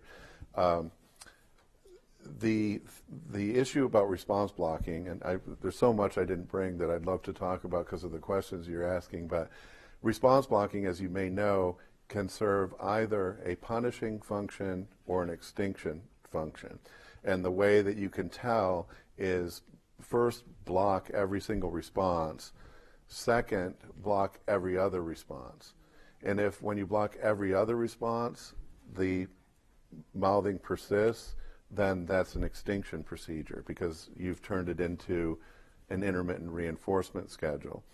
If the behavior stays suppressed, it was a punishment schedule because it's a variable ratio 2 schedule of punishment. So there have been some studies looking at that. One was Smith et al. And one was Lehrman and Iwata, showing those different functions of response blocking. So it's important to know what function the response blocking is serving in your particular case. But let me come back to that because I have an example of a little girl. I talked about her last year, and just on a whim, I stuck her in today. Maybe I just somehow knew you were going to ask that question. I don't know. But my second question, and I don't really know if I have a question so much as just, again, getting your input, knowing that you said you're in the medical field, but along with this child also is her neurosurgeon team was often telling us that I can't really use my behavior type strategies for a lot of these escape maintain behaviors that she will do, running away, elopement, when certain tasks and environments are presented to her, because her brain is overstimulated. She needs a brain break, basically. So their approach they wanted us to be taking is having a brain break area and a brain break room with this cool down file. And I know a lot of teachers also tell me about these quiet areas and these cool down areas that are presented to children really upon problem behavior. I mean, hopefully you're getting them to request or saying they need a break, but they were really just saying that she needs to go right there, or give her the cool down and go through the file with her when these behaviors are happening. So her escape maintain behaviors were increasing, and I was trying to come with the approach of extinction or differential reinforcement of at least a break card or saying break, Right. And they were like, no, she just got to go. She needs a brain break and do her brain break folder. And so I didn't know. I'm trying to be appreciative of the medical model and the information they're giving me because they're the experts in TBI, but where do I go with well, these my break? typical response to that is I agree she needs a break. So Right, we're going to okay. give it to her Yeah. when she taps the Right. table or comes and takes a seat and now she gets to go. Yeah. And then you build up from there. Yeah. And actually tomorrow at the ABA class I'm going to show a study we're doing that is directly related to that, where we have what I call the cool break area and the boring break area. And when the problem behavior occurs, you get to go, you get to take your break. But if even the slightest bit of the appropriate behavior occurs, then you get the cool break. Cooler spot. And then they very quickly learn to do the cool break. Yeah. Then you can build in more and more instructional activity. And the data are pretty clear that kids will quickly learn to go to the cool area. Yeah. So, Okay. yeah. Great. But again, just with the time limitations, I couldn't bring all of our stuff, but that's definitely related to what we're working on right now. Thank you. So we should probably take a break about 15 minutes or so. It's 25 after 10, so let's reconvene at 10:40, and then we'll move into the rest of our discussion, and I'll try to leave 15 or 20 minutes at the end for more questions. Okay, so where we left off was with this final statement where I said there are circumstances when extinction is not possible or practical. I have constructed a short list of these circumstances, and I'm sure that you can think of many more, but let me start with the most common one, and that is treatment integrity failures. What I mean by this is that not everyone is going to run a procedure perfectly, and I think it was a parent over there by the window who raised this point earlier. But think about the complexity of it. If you have a very specific treatment plan in place, and not only does a behavior analyst have to run it perfectly, and I can say from my own experience, I make mistakes when I run a behavioral procedure. I bet most of the behavior analysts in this room have made mistakes when they run a behavioral procedure. So if those of us who are trained to do it professionally, or who have done it for over 30 years like I have, if we make mistakes, what do we expect will happen when parents are doing it, or when teachers are doing it? I could take it further and say, what about when grandparents come over? Or what about siblings? What about paraprofessionals? What about substitute paraprofessionals? There are all these people involved in an individual's world, and the more strict and just tightly based, tightly wound that the behavior plan is, the more likely it is that people are going to get off base. And there are some behavioral procedures that are highly sensitive to treatment integrity failures. So I've been talking about DRA, Differential Reinforcement of Alternative Behavior, but think about DRO, which is Differential Reinforcement of Other Behavior. So what you're supposed to do in a DRO is provide a reinforcer if the individual goes X period of time without the problem behavior. Let's say X is 5 minutes. Well, if a parent is running that with 95% integrity, that means 19 out of 20 times the problem behavior occurs, they don't provide the reinforcer. The flip side of that is 1 time out of every 20 that the behavior occurs, they are delivering the reinforcer. That's known as a variable ratio 20 schedule of reinforcement. It's an intermittent schedule of reinforcement that makes behavior very resistant to extinction. If you ever go to the casinos and you look at people pulling slots, their behavior is on about a variable 20 ratio, and they'll sit there all day pulling that lever. So that is specifically why I do not recommend DRO as a procedure in most cases, maybe as a component of a procedure, but not as the main procedure. DRA is far less sensitive. So whereas you had to get 95% for DRO, and even that could be bad, 55% for DRA is probably okay, because you have a 55 or a 0.55 probability of getting a reinforcer for the appropriate behavior, 0.45 for the problem behavior, so most of your behavior will probably be allocated to the appropriate behavior. And I'll show some examples of that in just a minute. A second reason, besides treatment integrity, is that legal or ethical requirements to block attention, maintain self-injury, or aggression might be in place. So I talked earlier about the case where someone did not block aggressive behavior. Well, similarly, if someone is taking blows toward the head, they might detach their retina There might be a medical order, for example, to block that behavior. Well, what if you know that the behavior is maintained by physical contact? It's reinforced by physical contact. You still have to do it, so you can't implement extinction under those cases, under those circumstances. Sometimes the extinction burst is too dangerous. So some of you may not know that when you first cut off the source of reinforcement for behavior, it gets worse before it gets better, or at least there's a tendency for that. That's known as the extinction burst. And it can be not only be the rate of the behavior that increases, but the forcefulness or the magnitude of the behavior might increase. So if you're talking about self-injury or aggression, that burst might put somebody in the hospital. And if, when that burst is peaking, somebody finally gives in and provides the attention or whatever the reinforcer is, you just reinforced a higher and higher magnitude of the behavior. So again, this is a case where extinction probably could not be implemented. We talked about automatic reinforcement. If the behavior is producing its own source of reinforcement, how do we cut it off? Sometimes we don't even know specifically what it is. And then finally, for these examples, large and or fast individuals may produce escape even when we attempt escape extinction.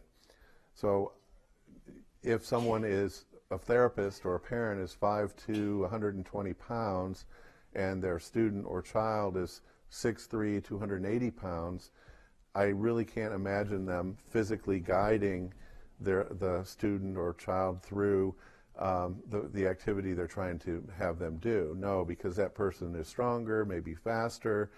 It could even be a little wiry kid, 4 years old, but they're slippery and they get under the desk and things like that.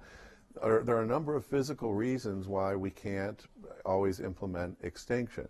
So the more and more I encountered this over time in my career, the less and less I liked my old differential reinforcement definition and decided that we have to do something about this. We have to figure out ways to make treatments effective without extinction. And so I appealed to the basic literature. Now here's an example of being able to translate from our basic science because we know what the reinforcer is by virtue of a functional analysis. So some of the parents in the room and other therapists, maybe some teachers, may not have heard of the matching law.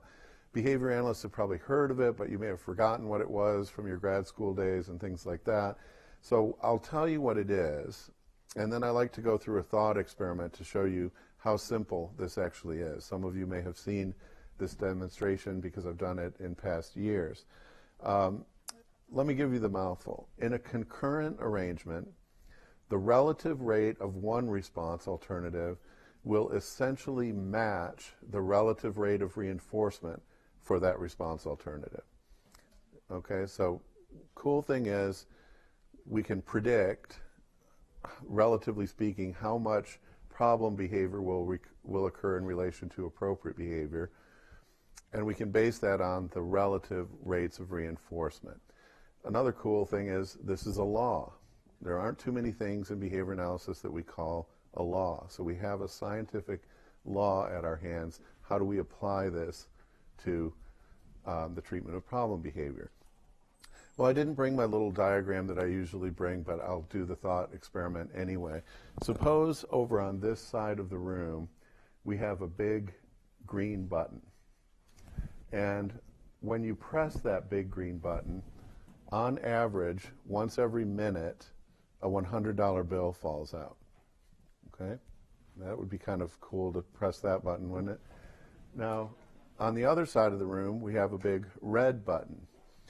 And once every 2 minutes on average, so every 1 minute for the green, every 2 minutes for the red, you press it and a $100 bill falls out. So first question, where are you going to spend most of your time?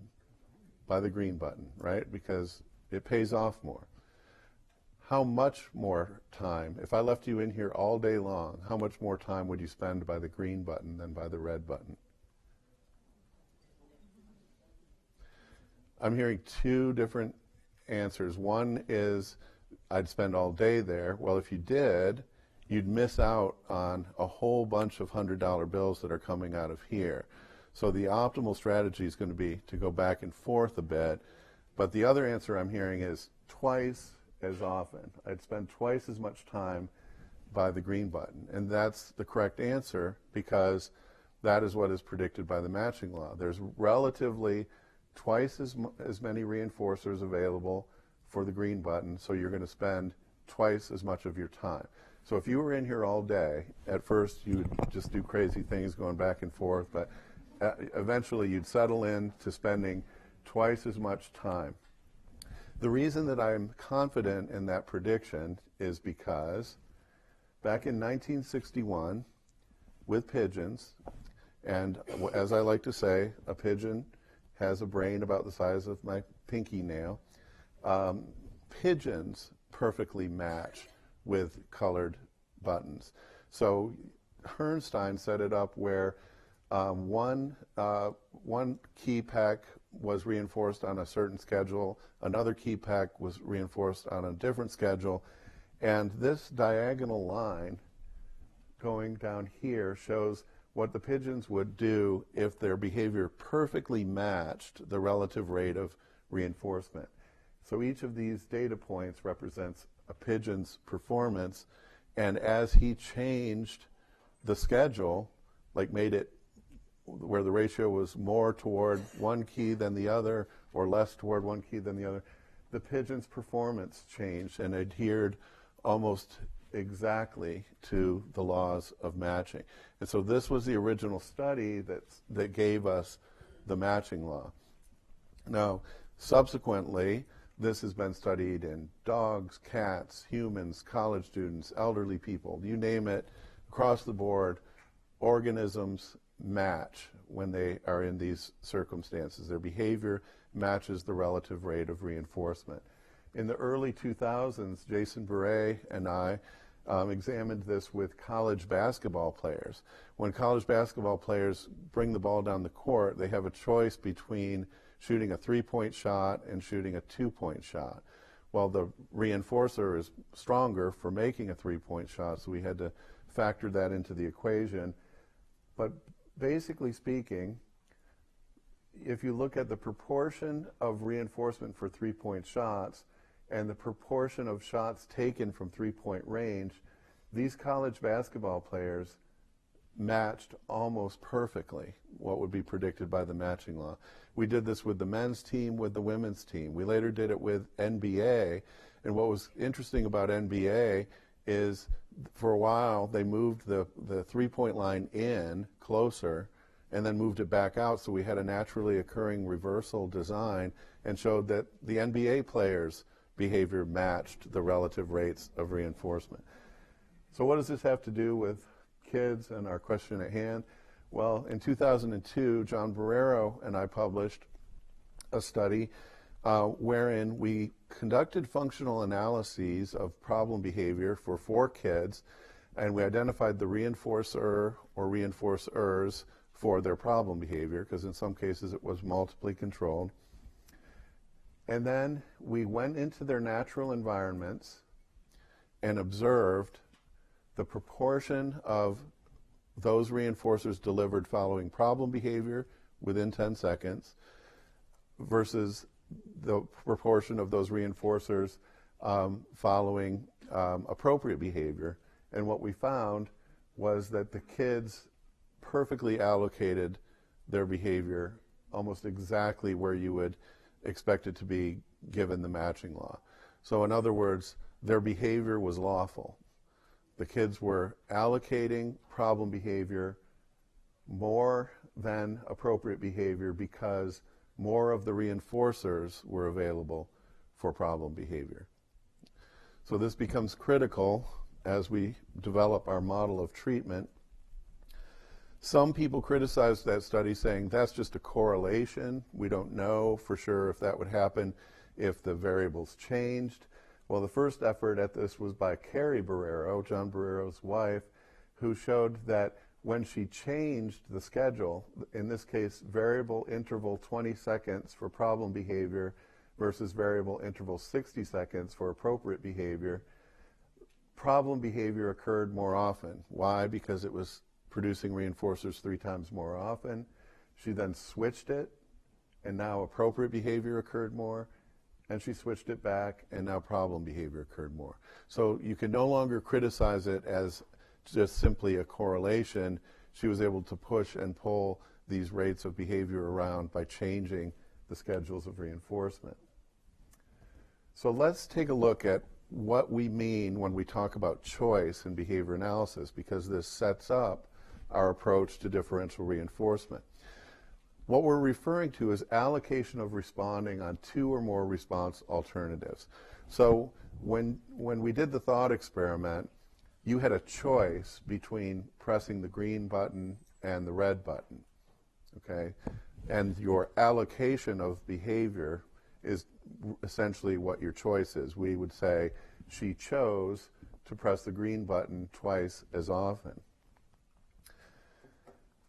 Well, each alternative is associated with some schedule of reinforcement, punishment, or both. So just as you float around this room and sometimes press the green and sometimes press the red, a child moves through his or her world, sometimes hits you, sometimes gives you 5, sometimes looks up at you with cute eyes, and sometimes those behaviors get reinforced and sometimes they don't. And so as the kid moves through the world, the ones that pay off more are the ones they're going to display more often. So allocation of responding is governed by the outcome of responding. In other words, consequences to the behavior control the allocation. Now, I would be remiss if I did not point out that other factors influence response allocation, including the quality of reinforcement. So when somebody does something good, often as parents or teachers will say, "Good job, way to go." Whereas if they engage in some problem behavior, we might wrestle with them a little bit, physically stop them, guide them over to a chair, seat them next to us, go over the classroom rules. Qualitatively, the difference between the attention following problem behavior is much greater than the attention following the appropriate behavior. Concurrent with that, the duration of reinforcement is often longer following problem behavior than it is following appropriate behavior. There's usually a shorter delay to reinforcement when problem behavior occurs, like the example of the dad on the phone that I gave earlier. Sometimes there's more response effort for the alternative behavior, like if someone is using iPad technology for communications or PEX boards, they might have to go through several pages to get to the response, where just hitting someone might be relatively less effortful. And then sometimes there are punishment contingencies mixed in, like it might hurt to hit yourself, or maybe you go to timeout when you aggress towards someone, and that might factor in as well.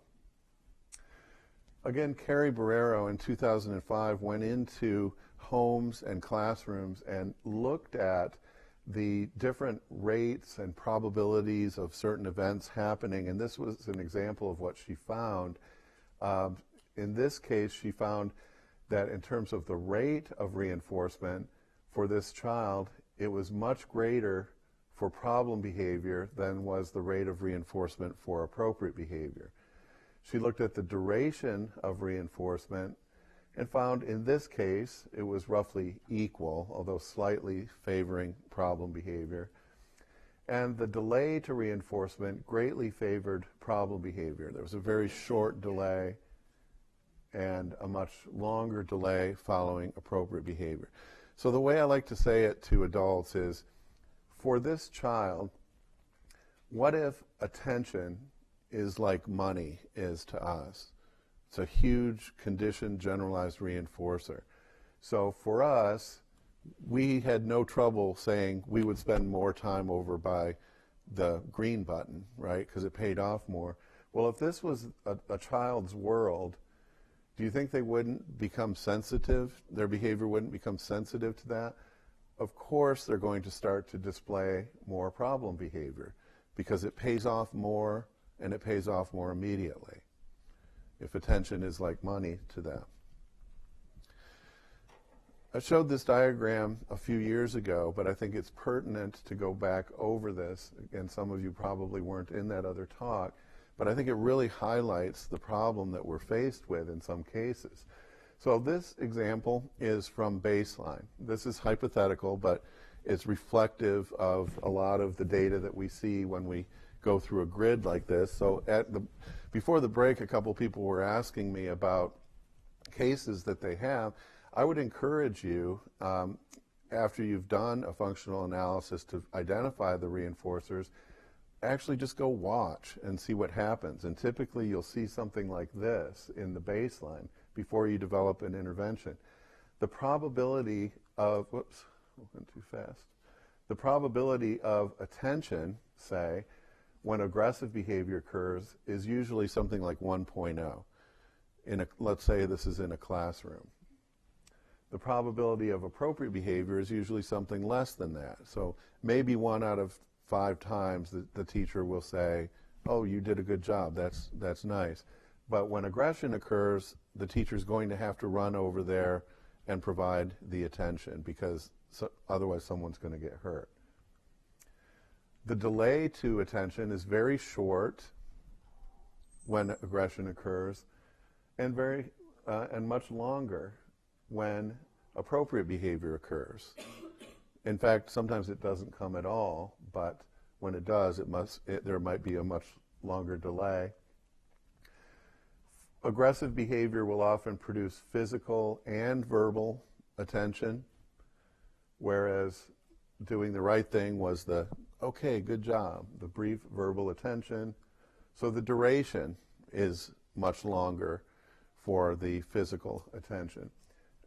For the physical aggression. So again, look at this chart, and if attention is like money, it's a no-brainer.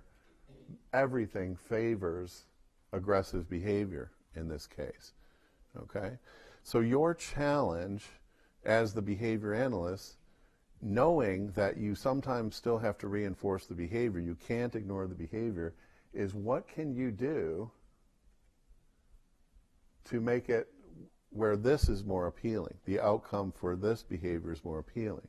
So it might look something like this. You have to attend to the problem behavior so you can equate the probability of attention by responding every time the appropriate behavior occurred. I'd like to give an example from a case that I had in Iowa of a little boy who was smashing computers. So he would take laptops, smash them. He'd get keyboards, smash them. So needless to say, he got banned from the computer lab at his school. He was a kindergartner. So we took him into another room, taught him to raise his hand. And when he would raise his hand, we'd run over to him and give him attention. And when we reliably were getting him to raise his hand, we brought him back into the computer lab, demonstrated the procedure to his teacher, and every single time he raised his hand, we'd run over to him, which he thought was hilarious to watch people like me run across the computer lab and sit next to him. But it was important because we had to at least level the playing field in terms of the probability of reinforcement. We had to get on level ground. By the way, the teacher said, I can't do that. I can't attend every time he raises his hand. And I said, yes, you can, because pretend he's raising the computer keyboard above his head, and then you'd go over there. So we also equated the delay. As soon as we saw that hand go up, boom, we were over there.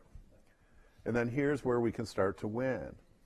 Do we have to talk to him when he raises the computer keyboard?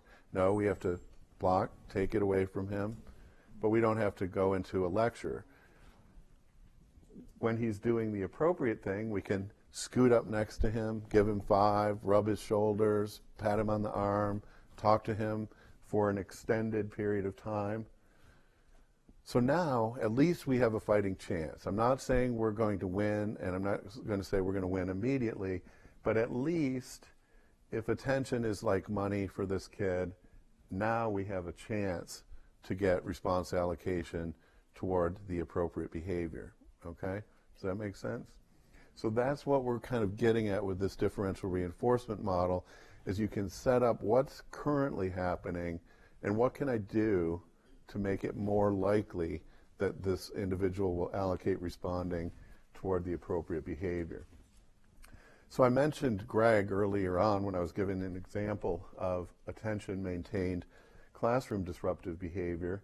In a 2010 study with Elizabeth Athens, what we did with Greg is in a baseline, now keep in mind he had this long history of getting attention for problem behavior.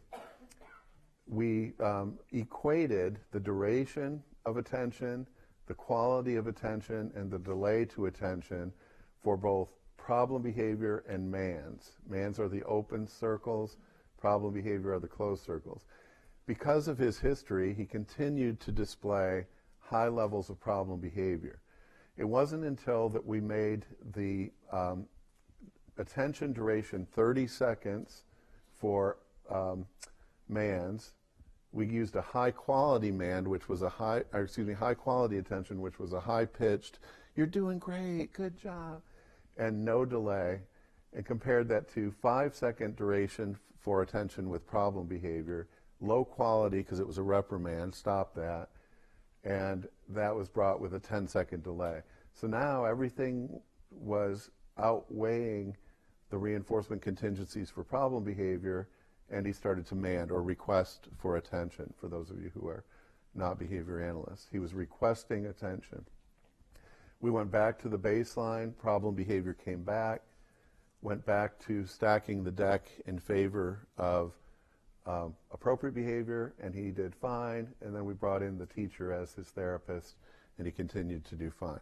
So this was a case where we could not place the behavior on extinction because the classroom disruptive behavior was too disruptive, but we were able to intervene by stacking the deck in favor of appropriate behavior. So it was mentioned before the break about the girl with the mouthing. I plugged these in strangely because they really don't fit, so maybe there's some way. I was thinking about it, but this girl, Rhonda, actually turned out to have Rett syndrome. And girls with Rett syndrome, because it is isolated to girls, have stereotypy that tends to focus on the midline. So their hands are usually here, and they also like water play or hand mouthing. And so they'll often go to a fountain and run their hands under the fountain, or in Rhonda's case, she put her hands in her mouth almost all day. In fact, in our functional analysis, it was at almost 100% of the intervals, and in fact, she was doing it even when there was no social consequence. So how does differential reinforcement relate when the behavior is automatically reinforced? Well, as you've already implied, it's much more difficult. The prognosis for treatment is much lower. But what we did was first we put toys in the room. That's environmental enrichment, and the minus means that we didn't pay attention to the quality of those toys. Just put toys in the room. Just by giving her something else to do, we cut into some of the hand mouthing, and she had a little bit of toy play. So here again is that notion of binary, because if we had asked her mom or teacher, did this work, they'd say no.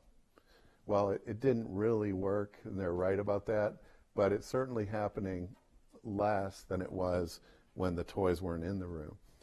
In the EE+, we did a stimulus preference assessment with toys, and we enriched the room with only her high preference items. So things that she would touch, things she was more likely to play with. And it brought the rate of hand mouthing down a bit more, and toy play came up. So now we're cutting into it a little bit more. We're down to about 50% instead of 90-ish%. However, we noticed that it appeared she didn't, in a sense, know how to play with some of the toys. So we had a reinforcement condition where we shaped toy play with praise and food reinforcers, where when she played appropriately with it or made a successive approximation, we gave her the reinforcer, and temporarily that suppressed hand-mouthing a little bit more, but it started to come back up. So we implemented a hands-down timeout at this point. Now this is, if any of you were at my talk last year, I know a few of you were, this was an emphasis of the discussion, was that with type 2 automatically reinforced behavior, or the type that persists even when the enrichment or the environment is enriched, usually you have to do some kind of response blocking or hands down type of procedure. It's pretty pervasive in the literature. So we did a 10-second hands down, and only then were we able to suppress the behavior. Now, I don't know if this would be effective with your student, but perhaps because she had this reinforcement history with highly preferred, she was able to engage with other activities during that time, and we saw high levels of appropriate behavior emerge. When we went back to just the random toys, mouthing came back up and toy play went down, and then we ended with reinforcement plus the timeout. So here's a case where the problem behavior not only produced minimal reinforcement because she couldn't get to her mouth, but it actually produced a 10-second hands down. The appropriate behavior produced access to preferred toys and play with those toys. So it does apply to automatically reinforced behavior. It's just much, much, much more difficult to apply. So I don't know why I put that in. It's not even on topic, but it's... This is from Vollmer, Marcus, and LeBlanc, 1994 maybe, between 94 and 96. Yes. Yes, we had to hold her hands down like that. So we had to, of course, get special permission to do that and parental consent. So, again, to go back to our theme, maximize reinforcement for appropriate behavior, present only the minimal amount of reinforcement necessary for inappropriate behavior.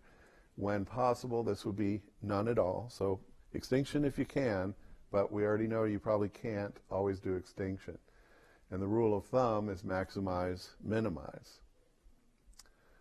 So how do we get this going in everyday life? So it's nice to talk about, behavior analysts can do this, you can set up a treatment, but the fact of the matter is it's not going to be effective unless people are doing it uniformly, and this goes back to the point raised earlier.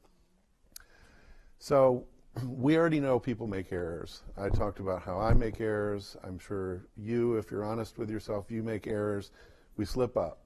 So care providers do it a lot because, for one thing, they don't have the same training. Secondly, they're doing what any other parent would naturally do. It just so happens that for their child, it reinforces problem behavior. So I'm not just talking about parents, though, here. Care providers of any sort can be the ones who make these errors. The errors can be interpreted as resulting from contingencies of reinforcement and punishment. So we shouldn't get frustrated, for example, with a teacher or with a parent or a parapro because they're doing what is reinforced in some way. Their behavior is as controlled by contingencies as the child's behavior is. So what we really need to do is figure out how to rearrange the contingencies to support what we're trying to get done. So as behavior analysts, we should be exploring contingencies on care provider behavior rather than complaining when they do not follow our rules or instructions. I can't tell you how many times I've walked into a school where someone will say, that teacher won't do what I say, or that pair will not follow the rules.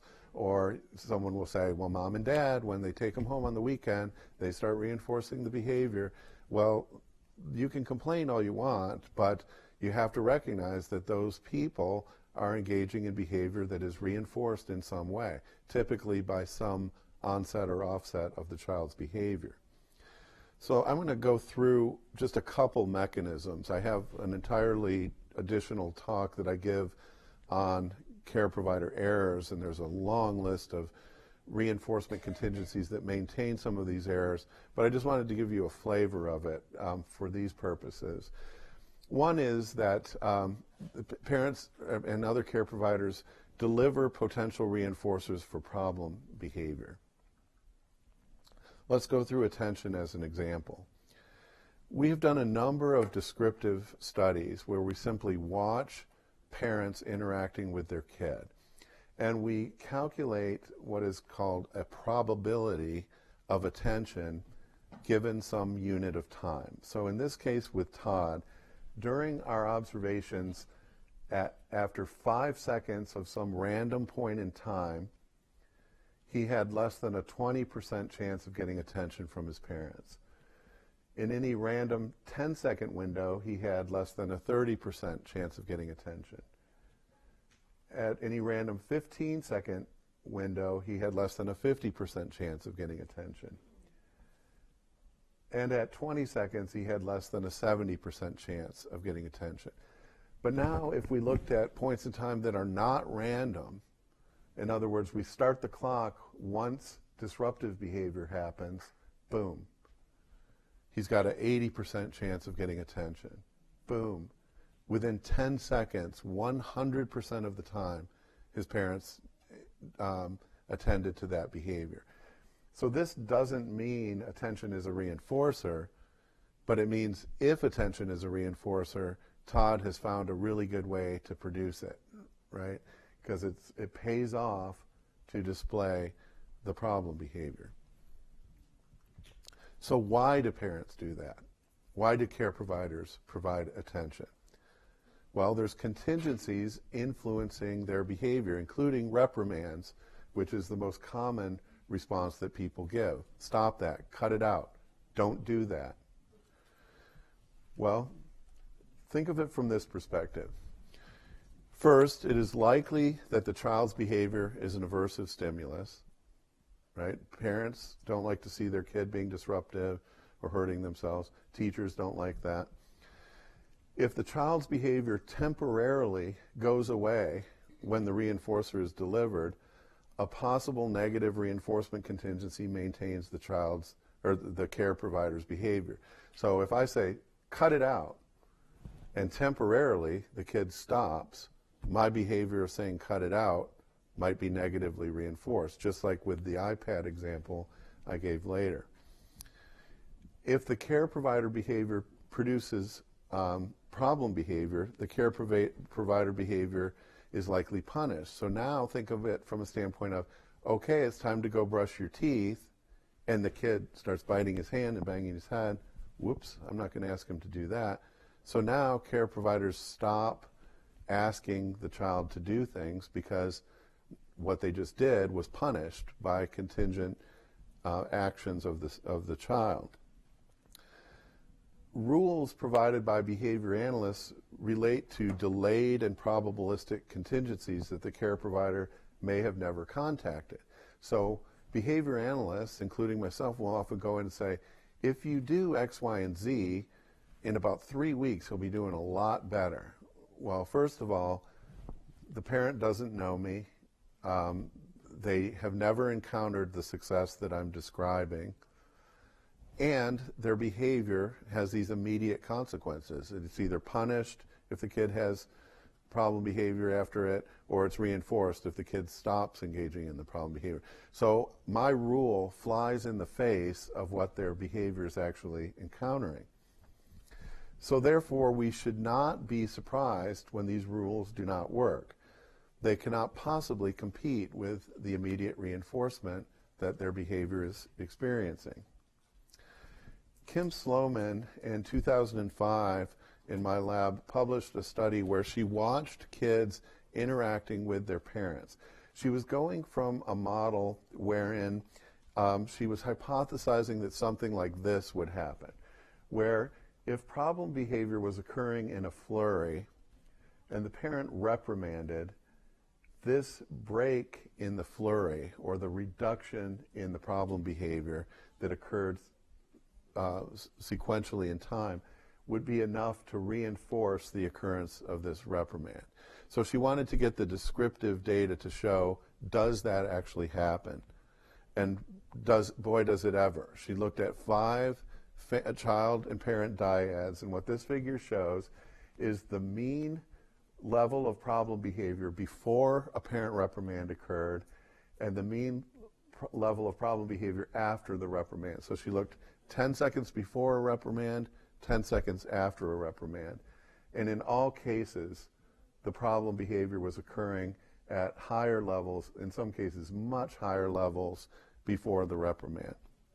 So if offset of child problem behavior is a reinforcer for parent behavior, these contingencies were set up very strongly in these cases.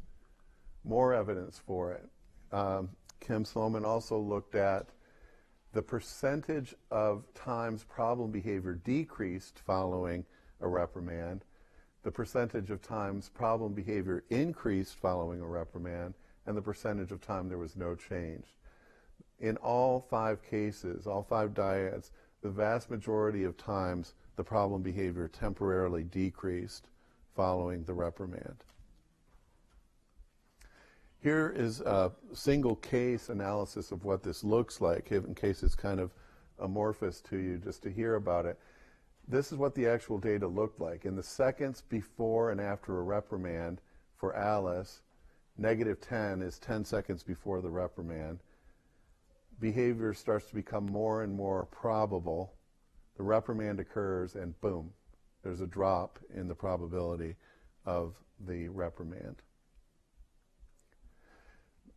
Miller, Lehrman, and Fritz in 2010 actually went on to experimentally manipulate this. They did it with college students where when the college student would reprimand somebody pretending to have a severe tantrum, the behavior, they would stop the tantrum temporarily.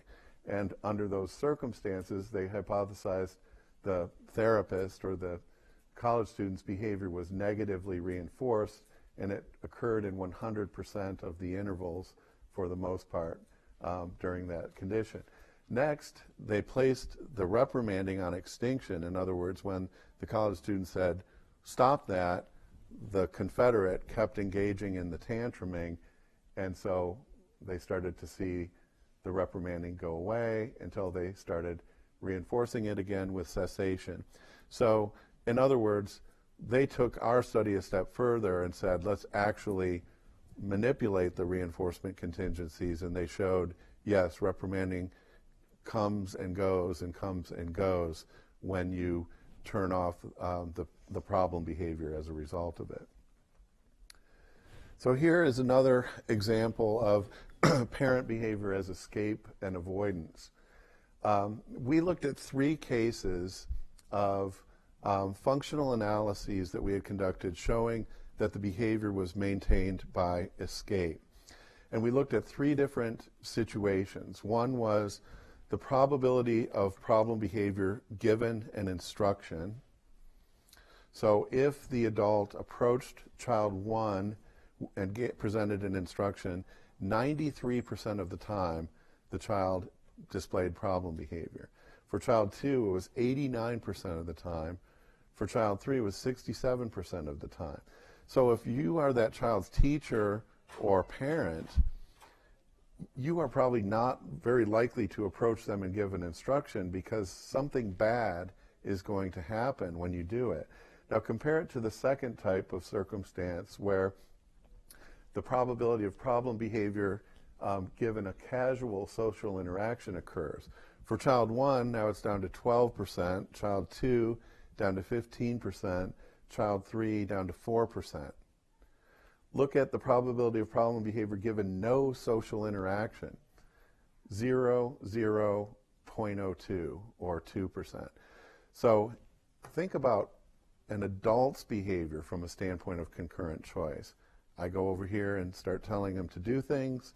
I'm going to get spit on, kicked, hit, punched. They're going to bang their head. Or I go over here and don't ask them to do anything, and everybody's fine. So you can see how parent behavior, how care provider behavior, how teacher behavior is going to get shaped up such that they sometimes don't ask people to do anything, people who display escape behavior, because it produces an aversive outcome. So again, this is not blaming the care providers. In fact, I'm doing just the opposite. I'm saying their behavior is as lawful and predictable as the child behavior that we're evaluating via functional analysis. So the possible solution that we have come up with is competency-based training, because the idea is to get the care providers past that initial hump where they can now believe us and see that engaging in the behavior that we're recommending is going to produce better outcomes in the longer term. So there are two aims accomplished by competency-based parent training. One, it brings the parent's behavior into contact with the reinforcer of reduced child problem behavior and increased appropriate behavior, and it results in correspondence between the behavior analyst's instructions and longer-term outcomes. So when we don't know them and we come in and say, stop reprimanding your child, and then they stop reprimanding the child and the behavior temporarily gets worse, well, they don't have a basis for believing us. But if we can run them through this competency-based training where they see that it actually works, now there's a level of trust that can be built. Some of our early work in competency-based parent training was done in a study by Bethany Marcus in my lab, where essentially we taught the parents the correct response to appropriate behavior and the correct response to inappropriate behavior. And in their baselines, the parents were not doing this very well. In this case, Joel's mother, she was all up and down in terms of correct responses to the appropriate and problem behavior. And Joel had some compliance, but lots of tantrums. And then simply by teaching his mother to engage in the correct consequences to appropriate and correct responses to problem behavior, in other words, we taught her differential reinforcement, the improvements in Joel's behavior were marked and were sustained over a 1-month period. So in that study, we ran several kids through this protocol just to kind of validate the protocol. Currently, what we're working on is something similar, where we first conduct a functional analysis to identify reinforcers, a reinforcer or reinforcers for problem behavior.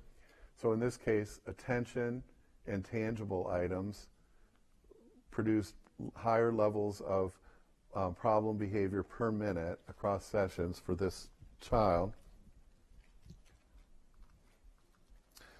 He was the one for whom we developed the differential reinforcement of alternative behavior procedure. And then what I wanted to show you is, remember the matching graphs that I showed you from Barrero and Vollmer, where the kids were allocating most of their behavior toward problem behavior? Well, we're currently replicating that, and we've found with 4 more children and their parents, in our baseline observation, the kids allocate much more of their behavior toward problem behavior. Why is that? Because the parents are providing much more reinforcement for the problem behavior than appropriate.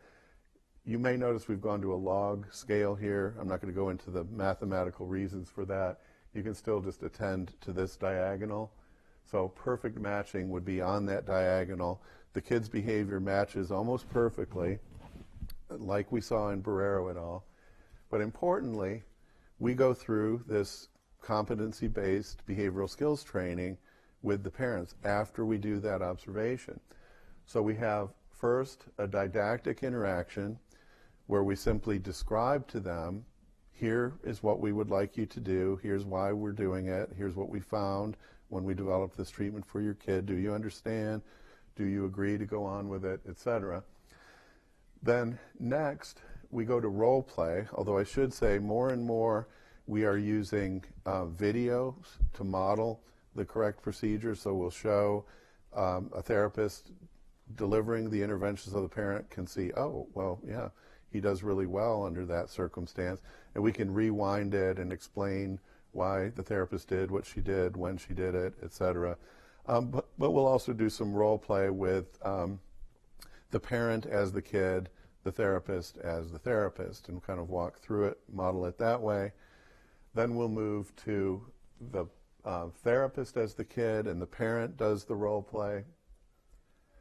We'll provide immediate feedback with the parent while they're working with their kid.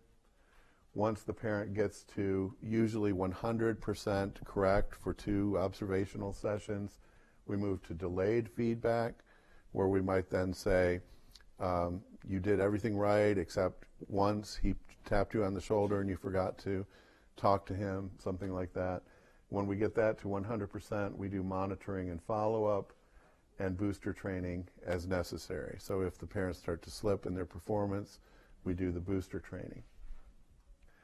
So here is a case, again, with the functional analysis showing attention and tangibles as the reinforcer, the treatment that I showed you, and now these kids who received the treatment and the competency-based parent training, that's the only thing that has changed in their house, is now the parents have been taught to implement the DRA procedures using competency-based training, and look at what happened to the allocation of their behavior. They went from displaying disproportionate amounts of problem behavior in the home to more appropriate behavior in the home. And it perfectly matched the levels of reinforcement delivered by the parents. So were the parents perfect in their delivery? No. They were still reinforcing some problem behavior, but they were reinforcing more appropriate behavior, and hence this shift down the diagonal to where now more responding is allocated toward the appropriate behavior.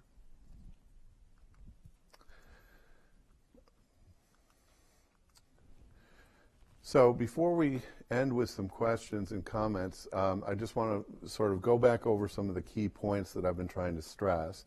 The first one is that problem behavior is often predictable and lawful. Okay, we have seen functional analyses where the behavior occurs in one condition, does not occur in another condition. Even parent behavior we see is predictable and lawful under many circumstances. So I've argued that differential reinforcement is an ideal treatment because it involves minimizing reinforcement for the problem behavior. That's important because if problem behavior is learned operant behavior, the best thing we can do is reverse that history and make sure it's not getting very much reinforcement, but we maximize the reinforcement for the appropriate alternative behavior.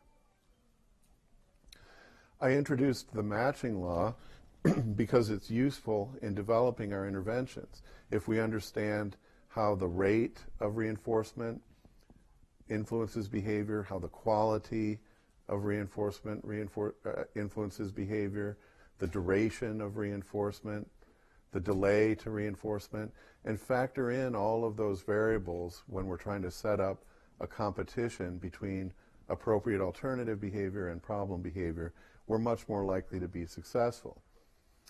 I then stressed that care provider behavior is sensitive to contingencies of reinforcement and punishment, just like their child's behavior is. So we have to be aware of why the parents are doing what they're doing so that we can help them get past that hurdle. It's our job to understand those contingencies. When I say our job, I mean the behavior analysts in the room and myself, in order to implement successful interventions. Just as we can't assume that we can develop a successful intervention for kids without knowing the function of the behavior, we can't assume that we could develop an effective intervention that is useful for care providers if we don't understand the function of their behavior. So in closing, I would like to reiterate my initial point that differential reinforcement isn't just a treatment. I wouldn't expect people to be carrying around a little piece of paper saying, at 4:07, deliver attention. It's a way of life. What people have to get used to is moving through the home, moving through the classroom, making sure that when the problem behavior occurs, they minimize reaction. When the appropriate behavior occurs, they maximize reinforcement and reaction. And that is a skill to practice and come to competency in order to alter the allocation of problem and appropriate behavior. So with that, I have left about 20 minutes for questions and comments, and I'd really love to hear any additional questions you have or comments, ideas, anything like that. Yes? I just want to say this was an amazing presentation. I also want to say that I've done this with my son and have experienced great success. Well, I really appreciate the feedback. Thank you very much. That's great to hear. Yes.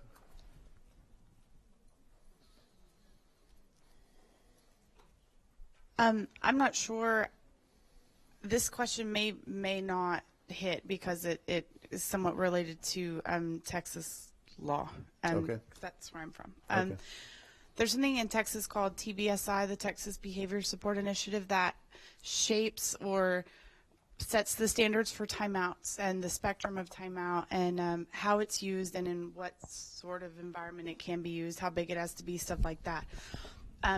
The least restrictive timeout being planned ignoring.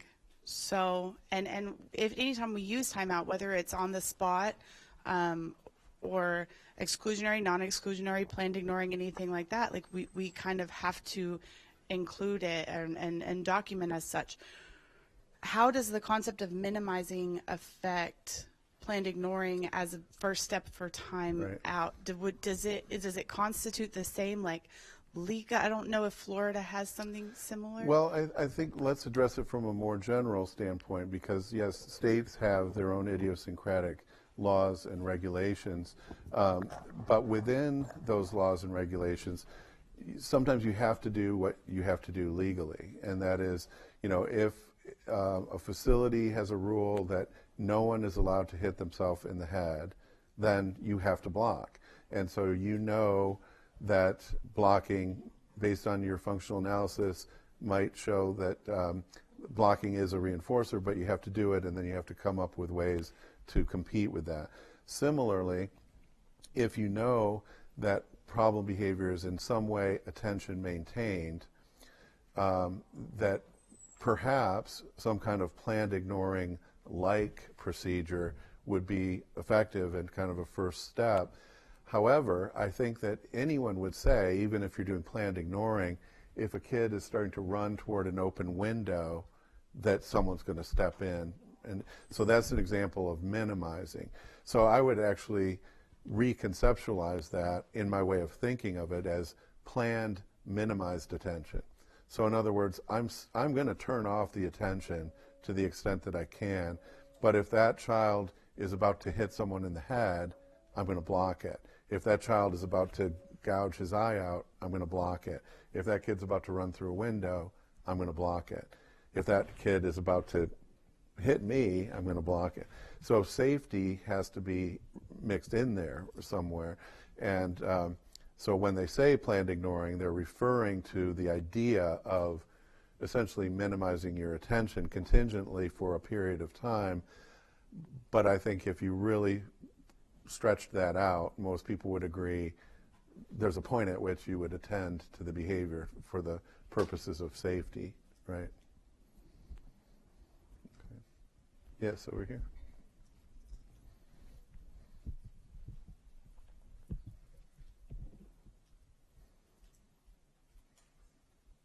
I was just curious to know if the presence of a preferred item could serve as a reinforcer. So an example might be a class is transitioning down the hall, a student flops or is engaging in problem behavior, and the staff might pull out, like their bags of edibles and say, this is what you can earn for appropriate walking. They're not necessarily delivering it at that time, However, a few seconds down the road, they may deliver it for appropriate behavior. I was just curious what your take on that situation might be. Well, yeah, and there's some evidence for chaining, behavioral chaining in those circumstances where, so if you take it from the kid's perspective, we're walking down the hall, and I'm not saying the kid is actually talking through this, but just to make it easy, they might say, I'm not sure if they're going to remember to give me my food this time, so I'm going to find out. Boom, flops down, and then the person brings out, okay, we're good, I'll get up and go. Yeah, that kind of thing does happen, and there's actually some evidence of that. So I think the best thing to do would be to clearly state the contingency before the problem behavior occurs, and then just follow through with that, and possibly make at least at first, make the reinforcer visible throughout. So if it were me, I would probably say, we're going to walk to the gym now, and if you go to the gym, I'll give you a couple bites of your cookie or whatever it is, and then make that visible the whole way. Now, as I fade out the program, I might start to hide the bag, maybe not state the rule as much intermittently, but certainly at first, you're going to have to do that, or else, yeah, you could end up with that chaining type of effect. Yes, Peck. At the beginning, you mentioned how important it is to be aware of, medical issues and things Yes. like that. And we work at a school, and sadly, often we don't have access to the medical information. And for example, probably over 10 times in the last few years, we've had children leave for months to psychiatric facilities, come off the bus one day, and we have no idea what happened. We request reports. We never get any information back. How do you approach those kind of things? Well, this is a major cultural problem throughout the United States right now. And I was just in Detroit, Michigan, and I was presenting on a slightly different topic, but the same issue kept coming up. We do not have enough facilities in the United States to effectively address the needed medical and behavioral collaborations. And so, one that I can think of is Kennedy Krieger Institute in Baltimore, but not every kid can go to Kennedy Krieger Institute in Baltimore. There are kids in schools for whom I have actually said, I will not conduct a functional analysis. I've been brought in as a consultant, and they said, okay, this guy has severe head banging, and I find out, well, yeah, by that they mean he will find this corner and go right to this part of his face. Well, I can't do that. I can't do a functional analysis in that school setting. There's no nurse, there's no physician. I don't have consent to collaborate with a nurse or physician. So what is really needed is for that functional analysis to occur in a combined behavioral medical environment, but we have a severe shortage. So it's a dilemma, but I think if you, are you a BCBA? Okay, so as you both know, we have to follow our own code of ethics, and our code of ethics tells us we can't practice outside the scope of our training. Well, I'm not trained in as many years as I've been doing this to recognize when a single blow might detach a retina, or a single blow might produce brain injury. So I really, under those circumstances, think that we have to express when our scope is limited and we can't necessarily do a proper assessment in a school setting with those kids. Now, as an alternative, what I have done is what I call an emergency intervention, where just based on what I know from the literature, I hypothesize about a function of the behavior. So that particular kid, every time someone approached him, he would start to bang his head. They would, if they said, get out your book, it's boom, boom. And so I said, let's for a day not give him any instructional demands, none. And of course, all the teachers looked at me and said, no, this is a school, we give instructional demands.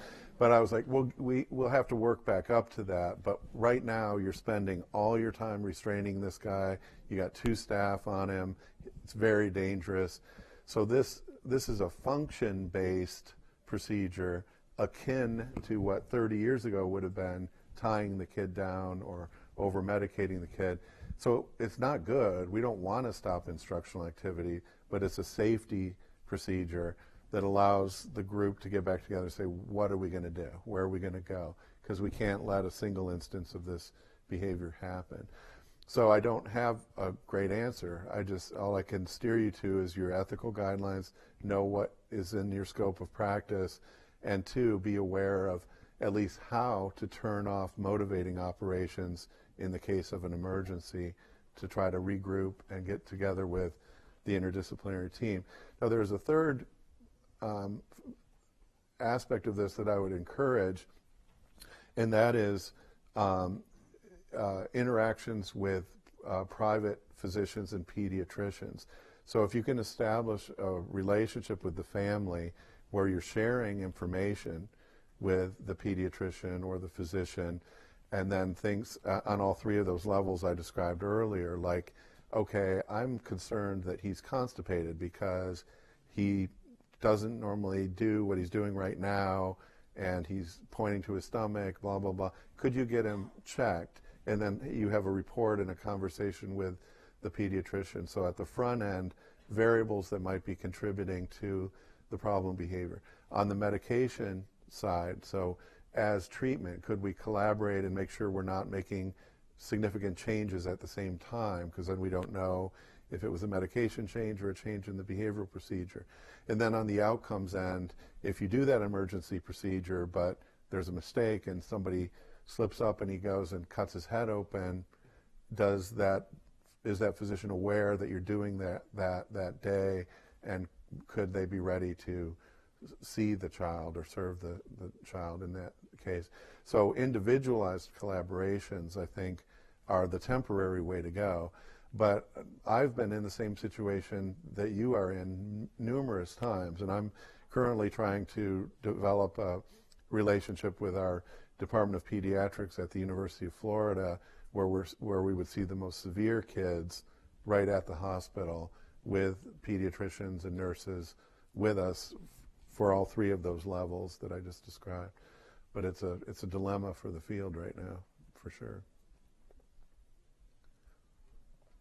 Other questions? Comments? Yep.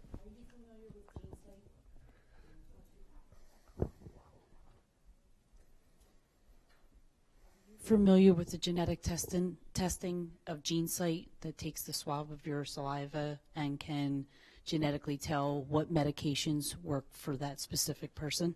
I'm not fully aware of it, but I'm aware of that general approach, the targeted medicine approach, yes. Okay.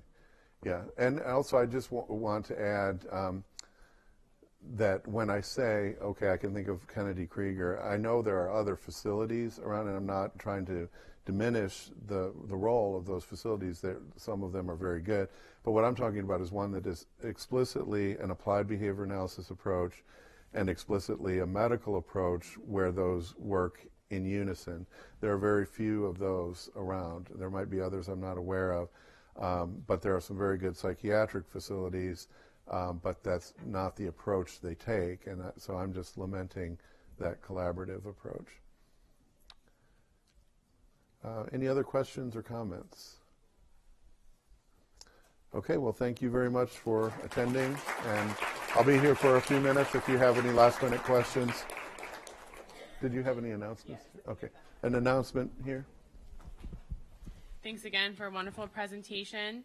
The code for this session, it's session number 19, and the code is SIP 954. So SIP 954.